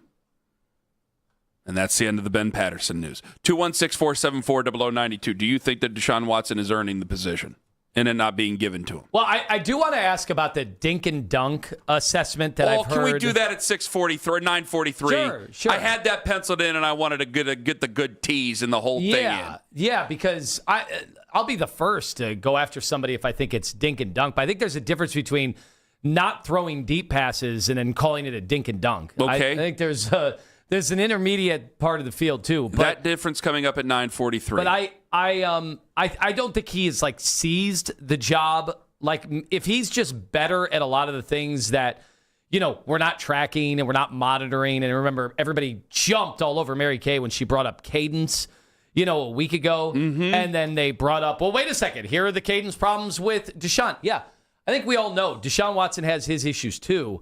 But if Todd Monken, who's seen all this stuff every day and wants to start the better quarterback and just thinks Shedeur might not be ready, and that's different from Deshaun Watson seizing the job or earning the job. But the issue that I have with all this, and that's true, and I'm listening to you with what you say, but I can't listen to craziness any longer. Like, we do have a preseason game that we can go off of that everybody got to see. It's not just whether or not you're accusing people, not you, but fans are accusing reporters of lying at Browns practice.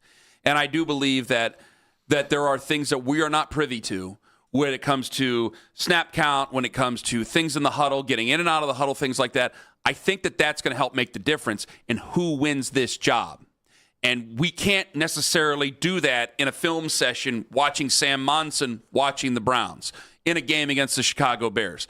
But if you go by what we can see, I just think for a lot of people, the reality is setting in where one guy seemed to have a better handle on the offense than the other guy. You have a hope coming up in Thursday, but not a lot of people are going to get to see that. There will be conversation and coverage, but you will have a hope on Thursday and maybe a little bit on Saturday in the preseason game against the Bills.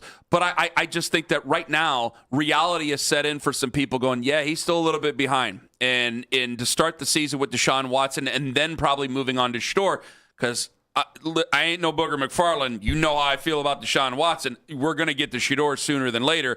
I just hope he can catch up and be ready to go by the time week 3 comes around even, or week 6 or whenever it might be where he gets the reins of this offense for the rest of this season. Then we'll see what he does. It's not an end-all bad thing. It's not a complete and utter prosecution of Shador Sanders in this and how he is as a quarterback. Not by any stretch. Because I don't think that not winning the job over Deshaun Watson ends his career. Now, I think it exposes some truth out there for some people that might have a problem handling it. But I think that the game itself exposes the truth out there, that he might just not be ready just yet again. And that in this type of season where my expectations are not high at all, I actually can find that understandable. We also have to just stop jumping all over anybody when they say a quarterback might not be ready at a given time.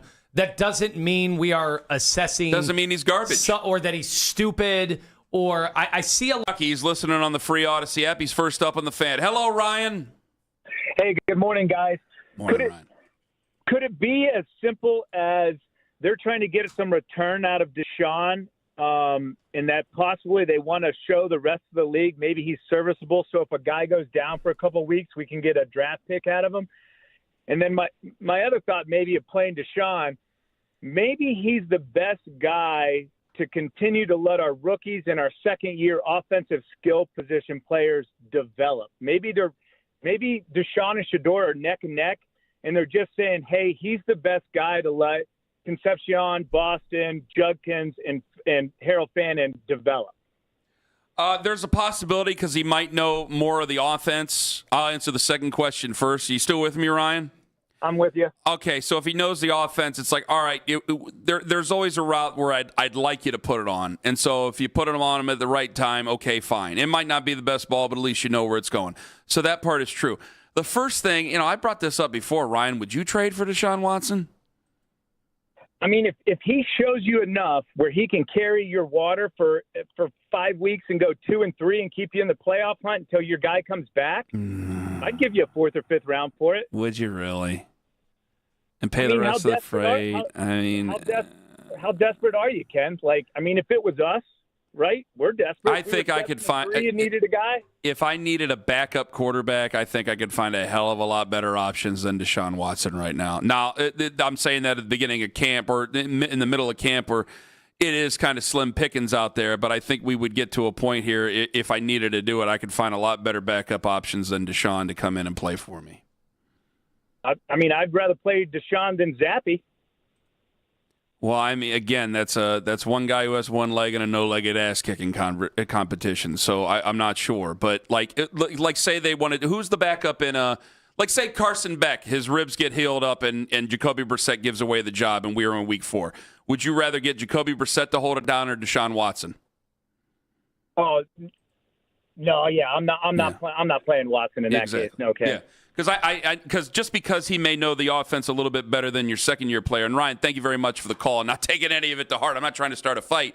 I just think we have to understand that, yeah, he might be playing because he's the better one of the quarterbacks that we have. And I don't think that there's any showcase to get rid of him or anybody to save any way of money or anything like that. He may have a better knowledge of the quarterbacks that we have, of the offense, of how to get it out to the guys, whatever it may be. But that doesn't mean if we were to find ourselves or any other team were to find themselves in a position where they're still trying to contend. Look at Cincinnati. Who did they go after when they were still trying to contend last year? They went after a hell of a hand who knows offense inside out, knows football inside out. That's where they went with it. And they could get them up to speed in record time. Because by the time you get to a point where teams are either in or out, you're probably going to be making those decisions. So I would expect by the end of week 4, Deshaun Watson be benched and Shedeur Sanders be in there, probably because it's not going to be that great of a season. I would expect Jacoby Brissett to be benched. Well, if you're making calls because your guy got hurt and, God forbid, Kansas City or Buffalo or wherever, you're calling Arizona. You ain't calling Cleveland. 216-474-0092. Dinks and dunks. And what do they exactly mean? Lima, you heard something that bothered you yesterday, and he's going to explain what got him so riled up in 5 minutes on The Fan.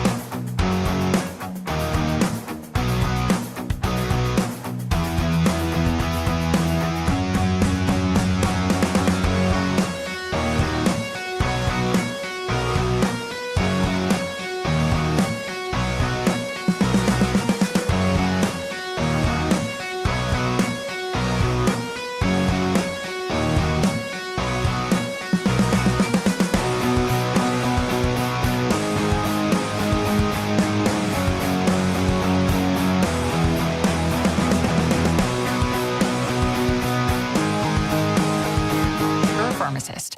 I'm on Prevnar20.com now, scheduling my appointment. Good idea. And happy 50th. Make the afternoon drive your soundtrack on the way into the Guardians games. And talk about the game on your way home on Overtime. The best Guardians coverage is right here on Cleveland's Sports Radio, 92.3 The Fan.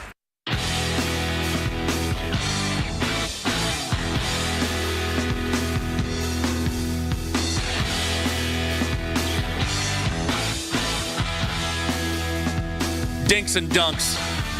The tone master and the general.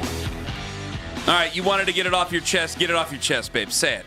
Say it, babe. Say it. I kept hearing that it was a dink and dunk offense, and I think people are just saying that because Shedeur threw the ball down the field and connected with Flory on that pass, and then everything else meant that Deshaun was just like throwing nothing but screens. And I'm like, that wasn't true at all.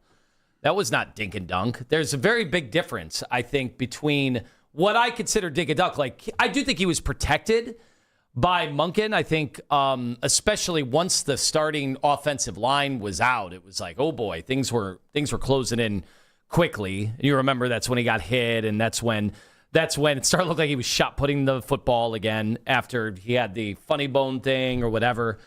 But I believe me, I call out dink and dunk more than anybody when we've had past Browns quarterbacks who have been like, but look at the numbers, these were good. And I'm like, yeah, but that's not going to translate to real games. And yeah, I don't know if anything, what I saw out of either Shedeur or Deshaun is going to translate to real games, but still, that's not what I think of. When I think of dink and dunk, I'm thinking just a litany of screens, a wide receiver screen, the pop passes, that's the stuff that just gets the numbers up that don't mean anything. Well, I was going to look up something to make a point. I had already turned off my computer because I saw Jeff already in the hallway, and I don't want to get in his way because that gets nervous. I tend to agree. I think. I'd like to see Deshaun Watson rip it a little bit more. Mm-hmm. All right? I would too. But I also know that just throwing bombs is not an offense. You're also not going to get work done. What are the percentages? Like if any quarterback that you're trying to see, like your drives just come to an end because so many things need to come together to be able to expect to hit on those passes and then to continue a drive. But it's also the first time he's played in over 600 days. So I don't know if you're going to be really going 4 verts the first time you play in over 600 days. I think you got to get things going with the offense and try to get just on schedule with each other is what you're trying to do. You're also not going to want to do that to your offensive line. Your starting offensive line. No, God, no. And I really don't think you even want to do it to your backups and do it to Shedeur Sanders. Really. So when we get excited about this is where I have to walk the line between entertainment and actually just like 100% trying to win at all times. If you don't think they're going to be that good, and I don't, you might just want some entertainment. And guys, that's fair. That's fair. So if you think that one is going to throw more bombs, Shedeur, that's a feather in his cap. Now, that doesn't mean you take him very seriously. And Johnny Manziel. That's a problem. Johnny Manziel threw bombs. Yes. And he completed them in regular season games. And flatly, he had a very fast wide receiver who got past, but those weren't offenses. That wasn't something that was going to be able to sustain in the NFL. And Shedeur is able to throw a nice deep ball. I want Shedeur to be able to go down the field and engineer a drive. That's what I want. Now, it might be very hard to do because you're not playing with a very good football team, but that's part of what all these guys get taxed with. And it's going to be the same thing with Deshaun Watson. You don't have that much time to get ready. That's why he's playing on Saturday. That's why he may very well even play a little bit on Thursday. It's been a long time since he's played. He needs a lot of live reps. And I'm not coaching if I'm Todd Monken. I'm not coaching to the injury. So if he gets injured out there, that sucks. It really sucks, but it's not like it's Peyton Manning and we're doing the Tom Moore quote out there. I mean, all these guys got something to prove in this quarterback room. Manning would have had nothing to prove back then. So I think I agree with you on the dinking and the dunking. And that throw I would like to see. That throw to Judy was not a dink and dunk. The throw to even Boston I know that. That's not dink and dunk. And that's right. Those are necessary NFL throws. I would like to see him air it out just so I don't have to see or feel or hear or think the shot putting sort of thing anymore. Because that arm, it ain't ever been the same. Ever since that injury in Baltimore, where he had the really good second half, they came back and they won, and you and I thought it was gonna be green grass and high tides forever, and thank God, Joe Flacco was able to bail us out. I'd like to see him air it out, just to know that he's capable of doing it. Plus, there is such a thing as putting something on tape on purpose. If he's able to air it out, and I see that on tape as I'm getting ready for the season against the Browns, it keeps me honest. It keeps me honest and opens up different options for other ways to run my offense. It opens up different options for possibly my running game, my tight ends, everything. Just if I know I got a quarterback that I'm dealing with that still can put it on me, I think I could go after Deshaun Watson. I think I could send a lot of different things at him, and I don't know how well he'll take it, especially because I don't think his offensive line will take it very well. And I do think I can bring that guy to justice. However, if I break it down even further, if he puts it on me there, I got to keep some guys back because he's going to make me pay if I just start sending zero blitzes and acting like an idiot out there defensively. Does that make any sense to you? Okay. So when we're talking dink and dunk, it's his first action in 600 days. 660, I think it was. It's a hell of a long time. And that's weird. It's weird if you think about how we're going to do the reps the rest of the way. It's going to be a tough evaluation from here on out. That's why I think a lot of people are just assuming, it seems like it's Deshaun's job now. Didi was excellent with us today. Hear her. She was at 8 a.m. Go back to the free Odyssey app. Use the rewind function if you'd like.